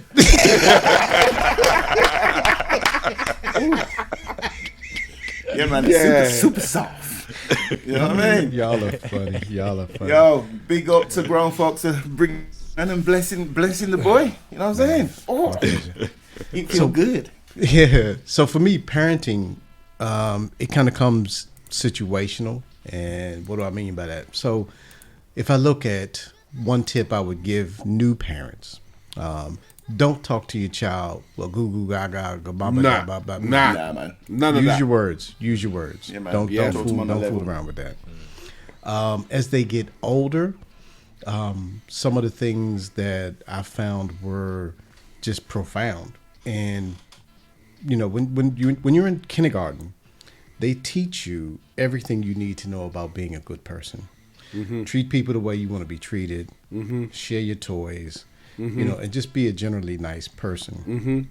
And one of the other things that I think is really important as they start to get older is to teach them to be humble, to respect others, and that's very important. So for me, those are like my parenting tips. But what I want to do is, can we go through some of the people in the chat and see what they've got for parenting tips? Because I'm sure they've got some gold, some diamond, and some platinum up in there too. Yeah, Vital Sofa's their best parenting tip: don't become a parent. Oh, It's too late for some of us. Yeah, That's what I'm that saying, ship man. has sailed. And Mo Sheik is in there as well. Don't have any children. oh, stop it! Wow. You got G-Force Leroy saying, "Don't try to create your child's life around all the things you didn't do." You or didn't do. achieve." Yes, yes. That's Vicarious living. Yeah. That's a tough one. That's a tough one, though. Why is it tough? In terms of not creating a life around the things you didn't achieve, but wanting. There's certain things like I want for my children, and it's things that I maybe wanted when I was a child that I didn't have. Whether it be education, whether it be knowledge about certain things, whether it be, you know, maybe I was taken advantage of. You know, for being a certain way, and it's like, no, man, I don't want my son to be taken advantage of like that. You get me? I want to stand up for himself and. You're Do you on get the. what I'm saying? No, I do get what you're saying, but you're on the borderline of where it makes sense, and I do get what you're saying. Yeah. But then what he's saying is also right in the sense of, like, okay, like I'm just using football. Yeah. Most of the man them play football, Okay, want to be yeah, a I football get you. star, Yeah, and then you want to push your kid to be the football because you didn't make it. So they must go every week. They might get not you. like football. It might not be their thing. I tried Just that. allow it. I tried that with my daughters too, man. Because like I had this vision in my head that I was going to raise these two warrior princesses that were like assassins. And, you know what I mean? Put the palm Chun-Li TV Williams. from time. Brethren, from what I used to do, I used to train Muay Thai, right? And I used to bring my both my daughters have come with me. My youngest daughter, she had her own little shorts with the name on. She used to love it, man, with unicorns on and thing. Take her down from she was about 3 to when she was about 5, 6. Nice. She did Thai box. She used to come and do pads in the ring and everything. You know what I mean? Wow. But she only used to go down because it made like on a Friday because she used to be able to stop up late and just ride with me late at night on a Friday. Do you know what I mean? She wasn't really into it because most of the time she was down there, she'd end up crying about some foolishness just so she could stop doing it. But she used to like chilling with daddy, which was cool.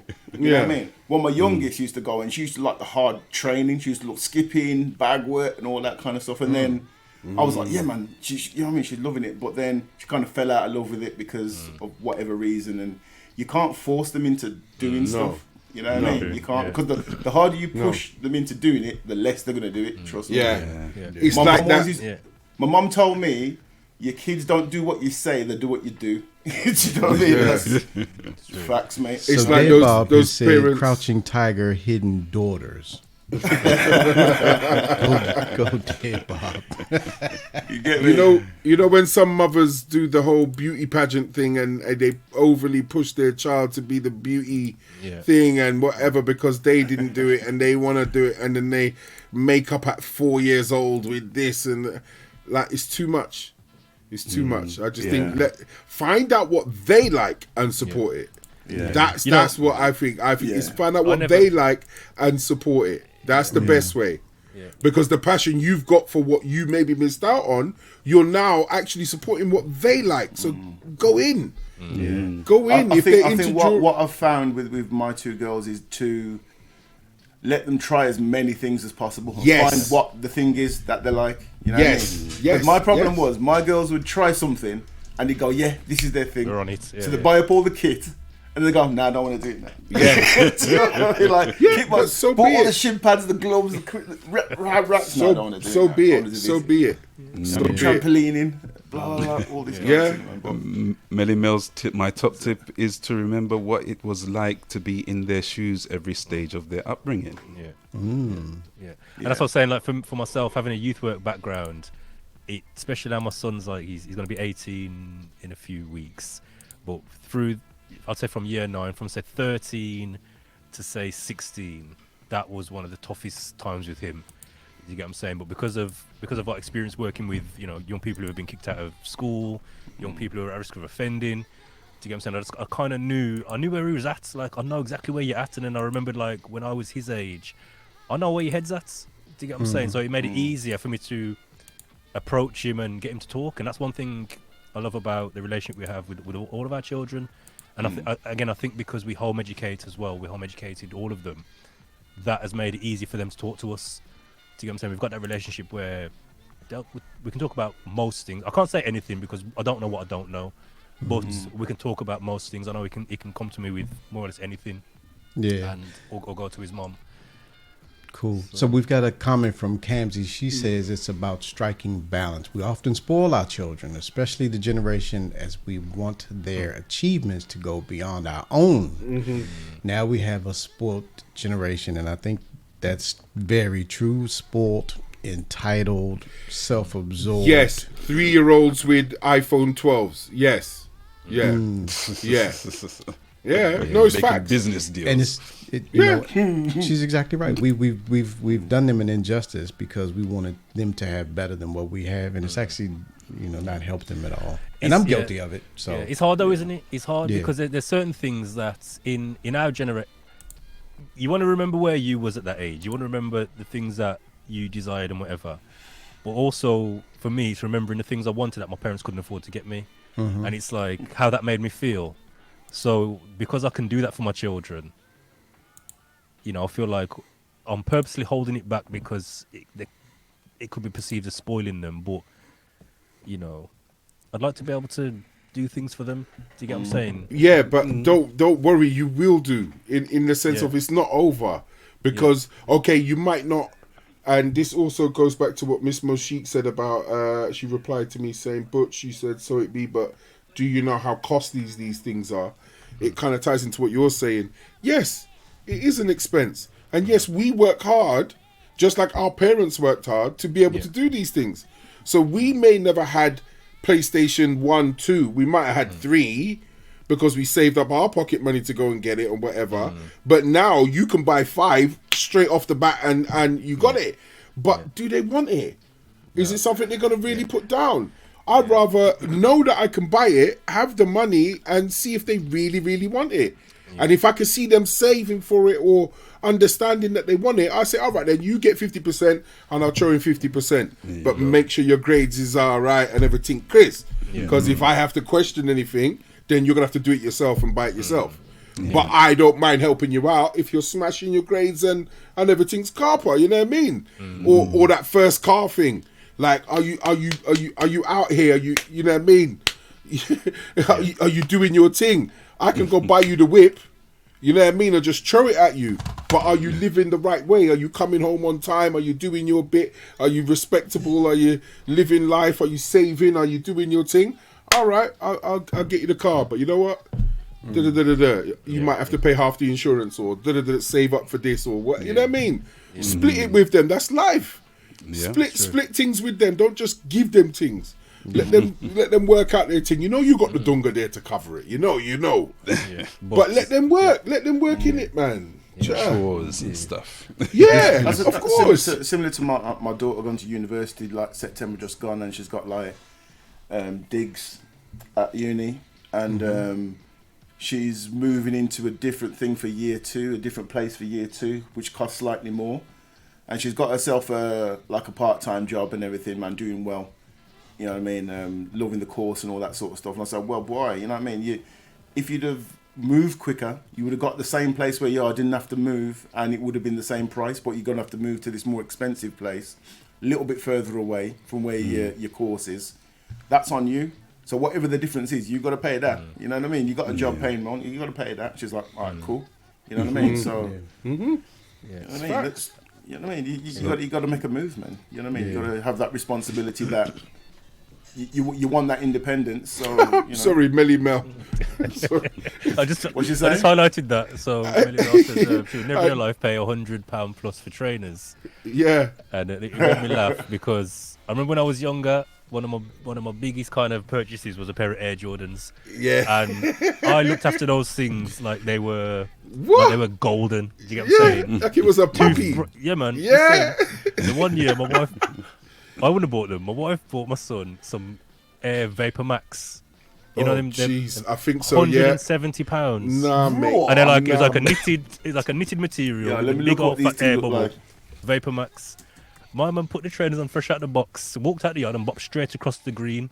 Oh, You get me? Oh, And it you're was wet. kidding. And I opened it, it was like, yo! I says, you walk on the pavement, mama. You better walk on your Get hands. off the grass and walk on the pavement. Because in my mind, I'm like, you've just got them out of the box and you're going to walk on the dirty up grass. Are you mad? Yeah, It's the almost parent, like the they parent need come some out straight. kind of plastic case to go around the Yeah. trainer as yeah, well. man. Some shrink wrap Like around it. another trainer. Yeah, Oh, trainers. I Yeah, just thought, wow, I wouldn't even step in. If it was raining, I'm not wearing my Air Jordans. That's just how it Thank was. you. Yeah. Thank you. Do you get me? It's I'm, not I'm the stepping day over you- puddles. I'm looking like now walking across. I'm going a long way around. Yeah. You know what I mean? Well, Because you value guys- it, and it's value in them. It's just you value it. Absolutely. This was a great conversation, and we got a Wow. lot of good tips. I think this is one we probably need to revisit. It's just we have to shut it down because we've still got another topic to go. So I want to thank everybody for all of their comments in the chat, and I want to thank my brothers for all of their advice that they've given us. Some of it, we're a little bit too late, but, you know, we shared it with y'all. We didn't get to use it ourselves.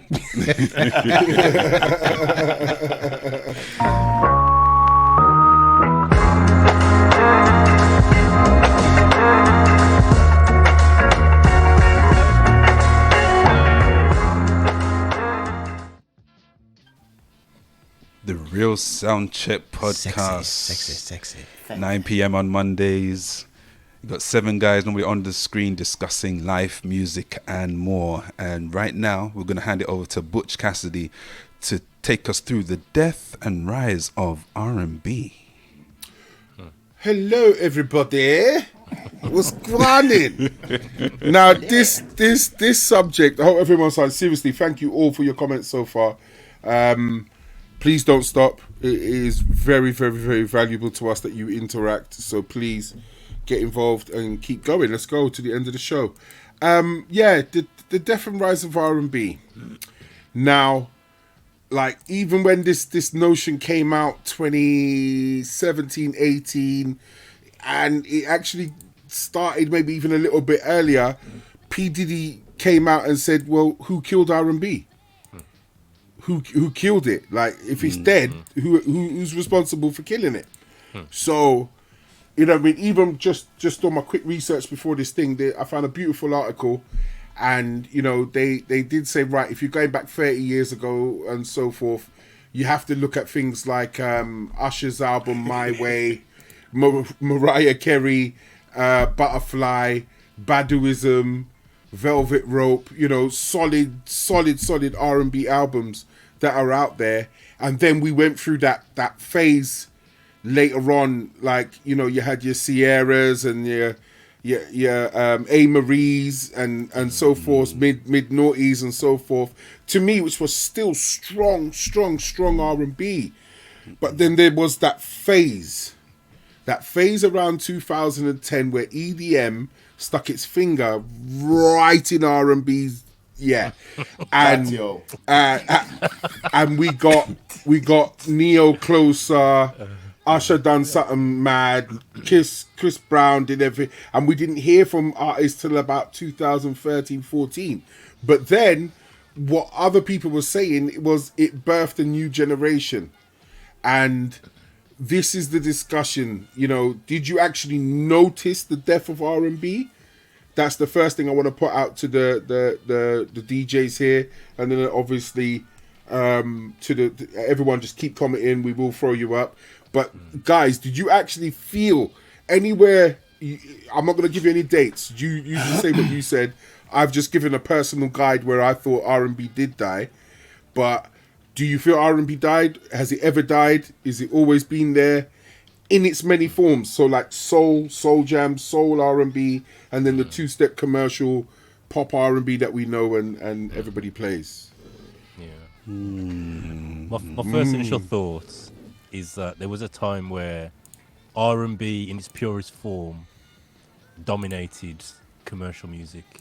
Yes. And there was a significant change. I don't know when it was. I kind of lost track of the timeline, but yeah, thinking about it now, it dominated for a while, and then it just didn't. I don't know what happened or when it happened, but yeah, thinking about it now, it was the most at one stage a dominant genre. Yeah. Yes. Yeah. Yeah.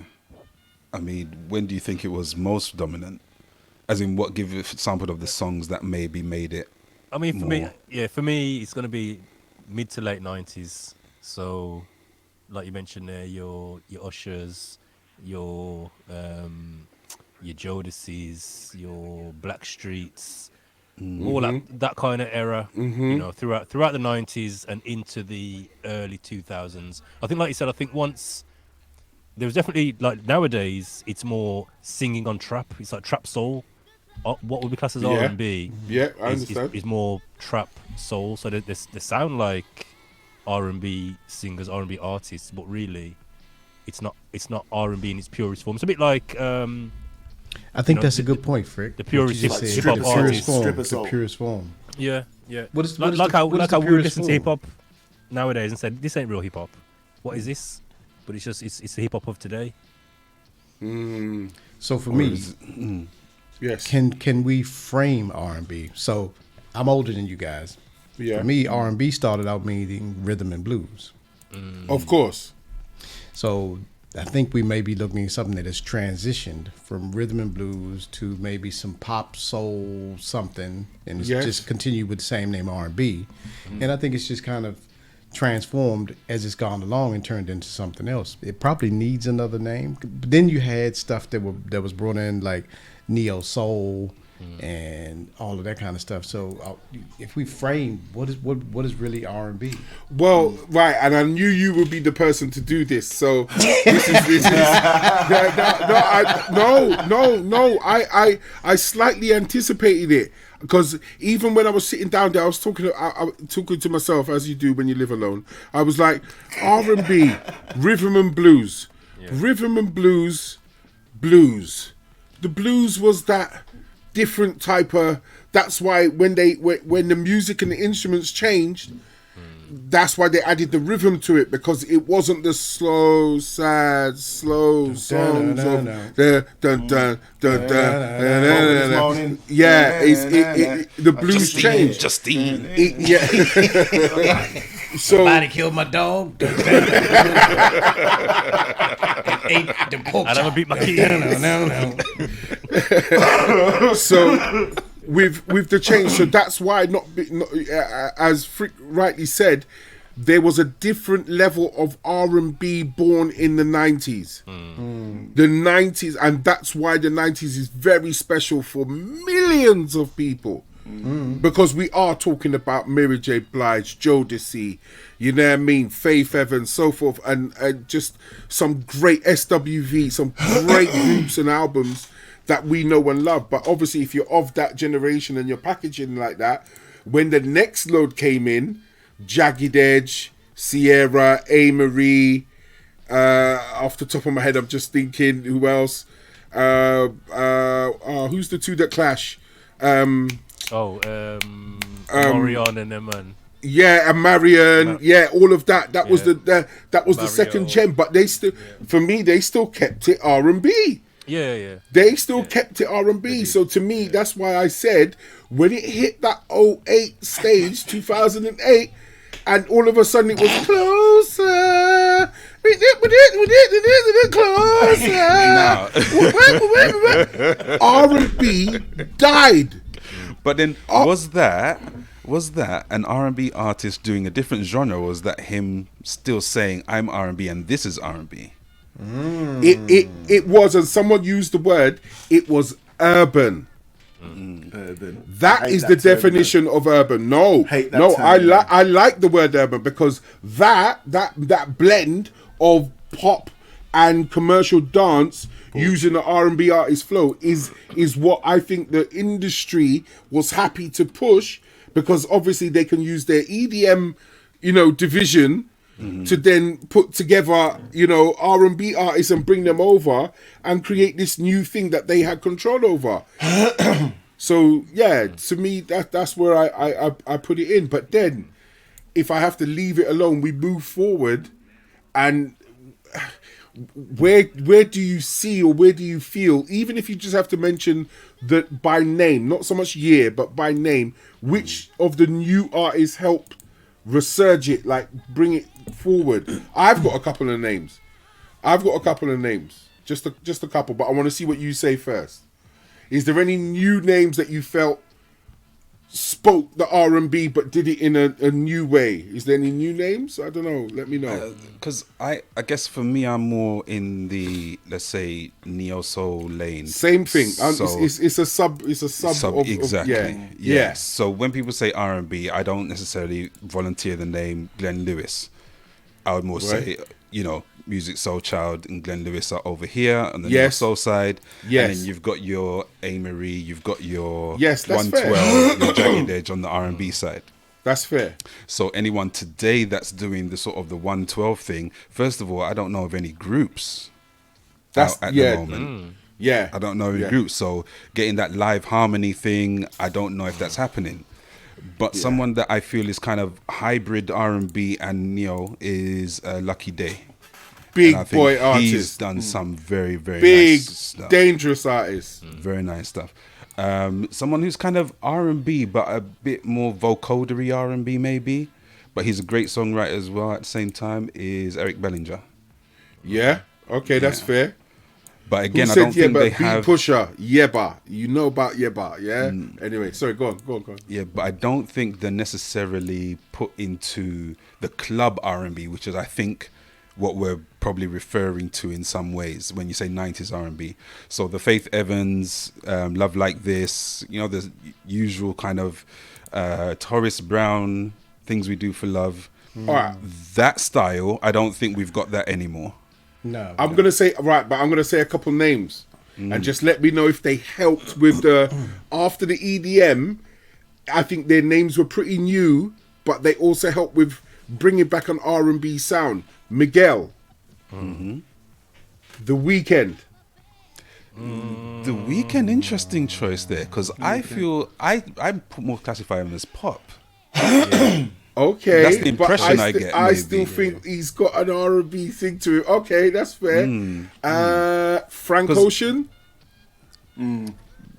Some, yeah. You know, I think the generation we come from, I can say we, because we're all kind of in the same age bracket. You see, if Yeah, your, yeah, if yeah, your yeah. vocals ain't on a certain level, like you mentioned Weekend now, I'm thinking vocally, he couldn't stand next to certain man from our era, so I'll take him out of that. Where there's other artists, you mentioned Lucky Day and them man can sing. Do you get what I'm saying? So it's like, for me, it's about Okay. your number one, your vocal ability. the tanks Back in of our this day, world. you had to be able to sing first before any Right. music, any producer. You have to be able to sing first. But for the sake of the title, do you think that they came out at a time where they helped curve R&B back to a rise? That's all I'm asking. Do you get what I'm saying? In other words, when Usher and Neo were closer, Yeah. when they were doing that, after that, do you think that these names, I don't know, who else is there? I've got a couple, Miguel, Weeknd, Frank Ocean, what's his name? Black with the six at the Six front. Flag, yeah. Yeah, Six Slack. Everyone says that. FKA Twigs. Anyone know that? Mahalia. Yeah. Just get up to date. You got Mahalia. You've got LMA. Yeah. You got So people has- like that. Has Oh, Soul died? Kanye Is Doss. that what really died? Is it that Soul died? I don't think so. I would think No, so. I would. Still. I would say Soul was an underground, Yeah, like just it consistently just- was that. What's the word? What's that? You know, you got the ripples at the top, but you got the undercurrent. That's the word. Yeah. I think soul was the undercurrent of the R&B. In other words, you know, like back in the day, we had to go hunting to find an Avant album because it wasn't everywhere. We had to go and you know what I mean. It was like that, and I think that's what soul has done. Certain artists have kept it just moving on that underground thing. Yeah, See, I was about I'm to say seeing- exactly what UK Web Boy said, Ladisi. The Yeah, DC, Anthony- okay. People like it, Anthony Hamilton and sorry. people like that. that Yes. are classes- Get the pronunciation right, Dave. Definitely. Big up Beat Pusher. Yeah, know no, that's her. a good shout. Anthony Hamilton. It is. It's a strange one for me because I mean, I look at. I was just thinking about like what my Serato crates were like. If I just look at how I kind of classify music, and it's kind of like I've got like old soul, like classic soul as I call it. Like you're talking about like your Al Green. things from the 70s, your James Brown, your Bobby Bird, whatever, right? And all breaks and stuff from there. Then you go to like your 80s soul, your classics 80s. But you said James Brown, and I don't look That's at James funk. Brown as being soul. But Godfather of Soul. So did you know that's what I call him? Yeah, But that's This what they call is it. this is it. This is You know what I mean? So what do you It's class what him your as then? definition If is. not soul, what would you say? I would call him funk. Yeah, You call that funk? I would call him. But go, then, exactly. this is where us DJs get O C D E F G H I J K. We It's how you Join the classify. alphabet Yeah. community. it's our Yeah. yeah we do. It's our subgenres that kind of define us, doesn't it? You know what I mean? So like hip hop, you got hip hop, you got old school, you got rap. Like I might class certain songs with just rap. They're not hip hop. Do you get what I'm saying? Then you got backpacker hip hop, trap hip hop. You know what I mean? Drill hip hop. You know what I mean? We can subgenre and keep going. But anyway, let's get back to R&B. But I it's think kind- it's It's a For the good point, for no? me- It's a good point. Sorry, Yeah. let me just as you mentioned Yeah. James Brown, thinking about the length of his career, he kind of went through a journey where he touched on all of that. You know what I'm saying he probably started out just straight raw funk, but then journeyed into Rock like I and said, roll. the Godfather of Soul, and then he probably done some more commercial stuff in his day where Like living in America. some of his original what I mean? fans were like, "What the heck, James? Yes. Come on, man, bro."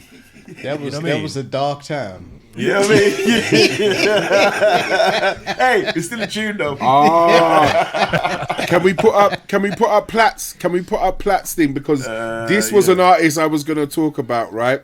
Bruno. Because, Bruno's right. funk. Where's he gone? Nah, he's a smart little fish cake, yeah? He's very smart. If you listen to his songs, do you know how many, like, 3-key interpolations of rare groove, soul, funk, like big tunes that we know? Interpolation, you know? Yeah. No, I'm on about, like, big rare groove tunes. On a He's Monday. taken the first 3 keys that we know. Like, as DJs, I swear, if we played Uptown Funk, if we played, what's the other one? Marry You, whatever. You hear, and other stuff even of the Soul Sonic thing that he done. You hear the, oh man, I'm telling you, I swear I can hear. So what would you class someone like Anderson .Paak then as? Oh, Anderson how- .Paak is a loaded shotgun. He's dangerous, man. Anderson .Paak is What dangerous. pigeonhole would you put him in? What would that be? I definitely first in my crates, Anderson .Paak's in R&B. R&B. All I But know. if it's a commercially sound one, I'll put it in my merch box because I literally have a box called merch R&B. So it's like more favorable, more poppy in there with Lizzo and all of that because it's there. But if it's more my thing, it will go in the R&B box. Do you get what I'm saying? All I know It's that funny is because I put a lot of that kind of soulful stuff, like you were saying, like a Weekend or Frank Ocean or Anderson .Paak. I just call that vocal niceness. That's my folder with all Who them said kind Tom of Misch? vibes. With Tom Misch, you know what I mean? All Oh, them kind of don't vibes, talk you know about what I mean? Tom Misch, You please. get me? All those kind of vibes. Yeah. I will classify those together because that's the kind of, you know what I mean? Jamal Vandal's got some heavyweight things, man. not Come on, just we're like thinking soul, about man. You know what I mean? Scissor. This is where we move up now. Scissor, Cleo Soul, Sinead Harnett, Etta Bond. You know what I mean? There's Pit Millett, Jack James. I'm looking at names now. There's Have y'all heard of Bernard Duran? Hopkins. Oh, no, not Bernard Duran. Hopkins, a boxer. Is that Hopkins? He's a bad man. Yeah. Is it a boxing? No, Bernard Duran. Bernard Duran? No.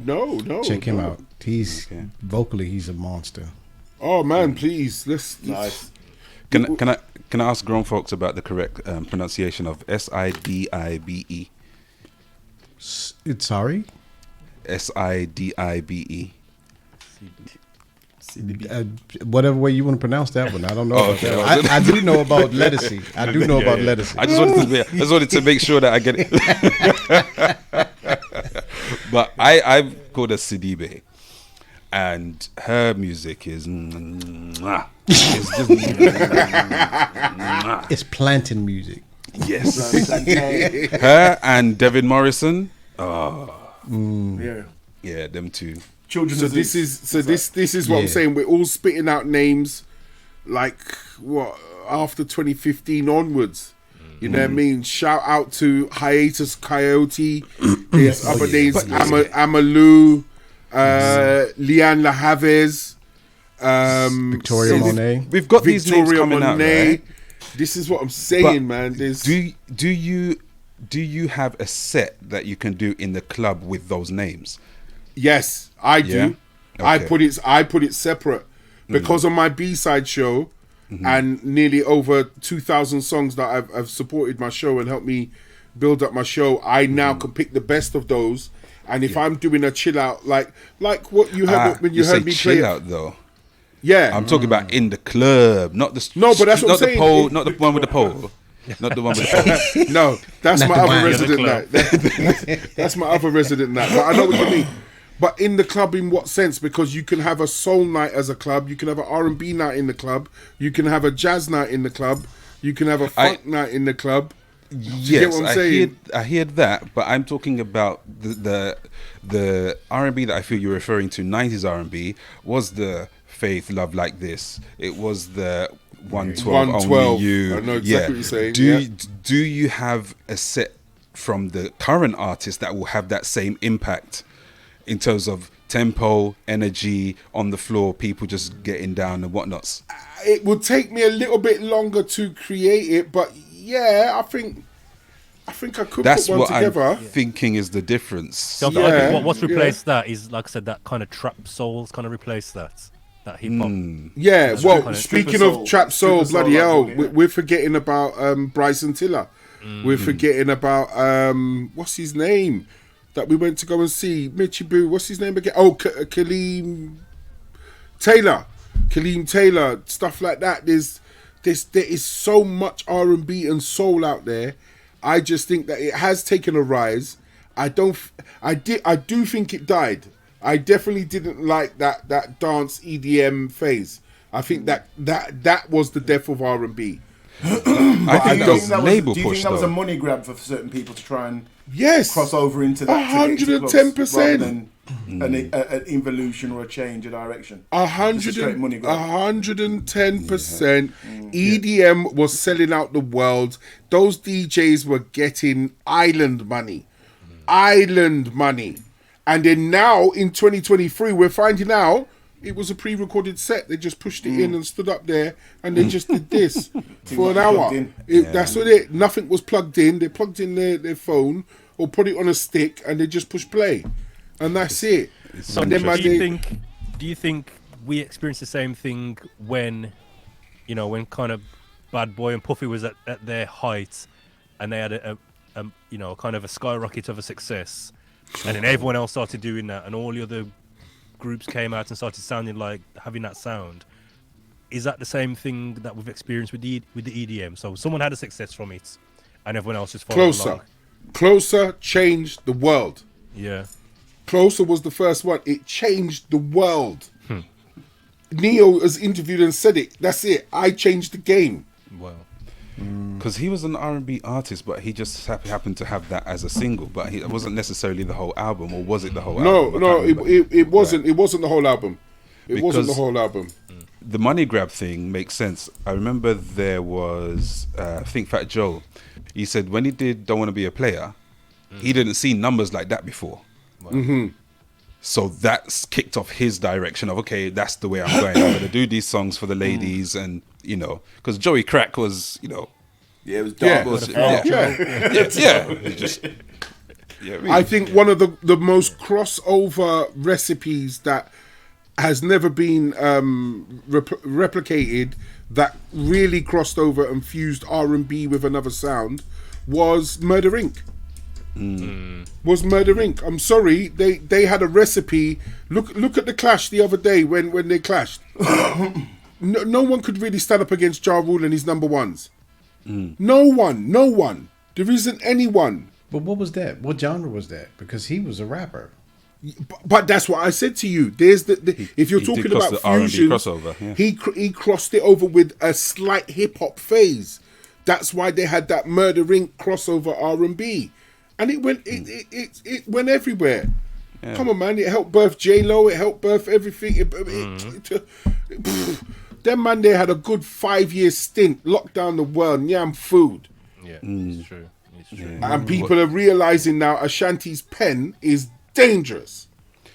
And she looks wonderful for. Well, let's not even start, because boy, I would anyway. It's 11 o'clock, and I definitely would like to say thank you to everyone for participating in the last conversation and everything for the throughout the night. It's been absolutely brilliant. I'm gonna hand it back to Dave, taking us out. Yeah, so it's been a wonderful session, and we hope everyone in the chat agrees as well. Thank you again for your comments. As Mr. Butch Cassidy said, we hope you can join us again next Monday, where we have more topics for you. And if there's a topic that you've got in mind that we should be discussing, that you want us to talk about, remember you can email us, reachoattv@hotmail.com. Right there. It's reachoattv at gmail.com. Sorry, I might have said Hotmail. Reachalttv at gmail.com. Blue Yonder. Blue Yonder, you know. Yahoo. Free AOL. AOL. AOL, yeah. Reach me on MySpace. Exactly. Some people will never know the joys of waiting for someone to come off the telephone so you can go on the internet. Shit was real. Or being shouted It at. was Come real. off the internet, I'm trying to use the phone. But look, you Well, no, get it's your just turn at the plugging it phone, and the out. person you call, the line is busy. And then when you see the person in person, it's like, you was on the phone for like 4 or 5 hours. What's going on? Yeah, I was trying to download that picture. I was on Kazaa. Trying to download Spider-Man. Spider-Man 1. That's Oh, Bobby Caldwell. Yes, R.I.P. Isn't it? Indeed. Yes, For real, indeed. for real. Another loss to the industry. And, you Absolutely. know, it's a sad situation when we lose our greats, but we give thanks for them being around and giving us the music that they've given us. Yeah. And, also And I'll just do a collecting some- self plug here. I did interview Bobby. So if you look on my Mixcloud, you can listen to Oh, the interview sick. where I Yeah, interview Bobby. Oh, that's sick. Nice. Dope. Okay. So when are we streaming next, gents? Mr. Cassidy. I'm on a revamp. I am revamping all my medias. I will be out pretty soon, letting everyone know when I'll be back on. I'm going to get ready and try and do some pop-ups, test what I've got going. But for now, it's revamp season, so bear with me. Bear with me, please.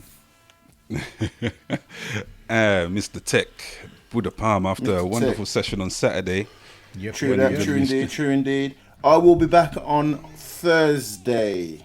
I won't be doing a Friday session, but I'll be back on Thursday running some tunes. 10 p.m. on Buddha Palm TV. Somewhat crispy, you know what I mean? It's been a while still. So, yeah, back The on there, so I'll crispy see you then. Yes, sir. Nice. Mr. Friction. Yeah, hopefully back this Wednesday with the raid train. So just need to hear from the gaffer what the plan is, because we've had a few weeks out with other commitments. So hopefully back this Wednesday, and then the Fricktape mixtape show again. All being well, hopefully back on Friday 8 till 10 UK time with the Fricktape mixtape show. And I'm still pushing the Casual Brunch. If you haven't checked out Casual Brunch, make sure you go to casualbrunch.uk. We've got about 7 weeks left before that. What's the date of that again? It's the 6th of May, Saturday 6th of May. Bank holiday, Saturday right? the 6th of Bank May. holiday Saturday, yeah. Saturday the It's- 6th of and May, it's Diesel's yeah? birthday as well, so Diesel's going to be celebrating with us. All right, put that in your So, diary, put it in your peoples. diary, man. It's going to be a big one. Is it? What, little road trip thing, yeah? Yeah, man, it's gonna run, man. It's only right. You get me? We came to you last time, so it's only right, man. You get me? Absolutely. Oh, that's love and everything. That's all right.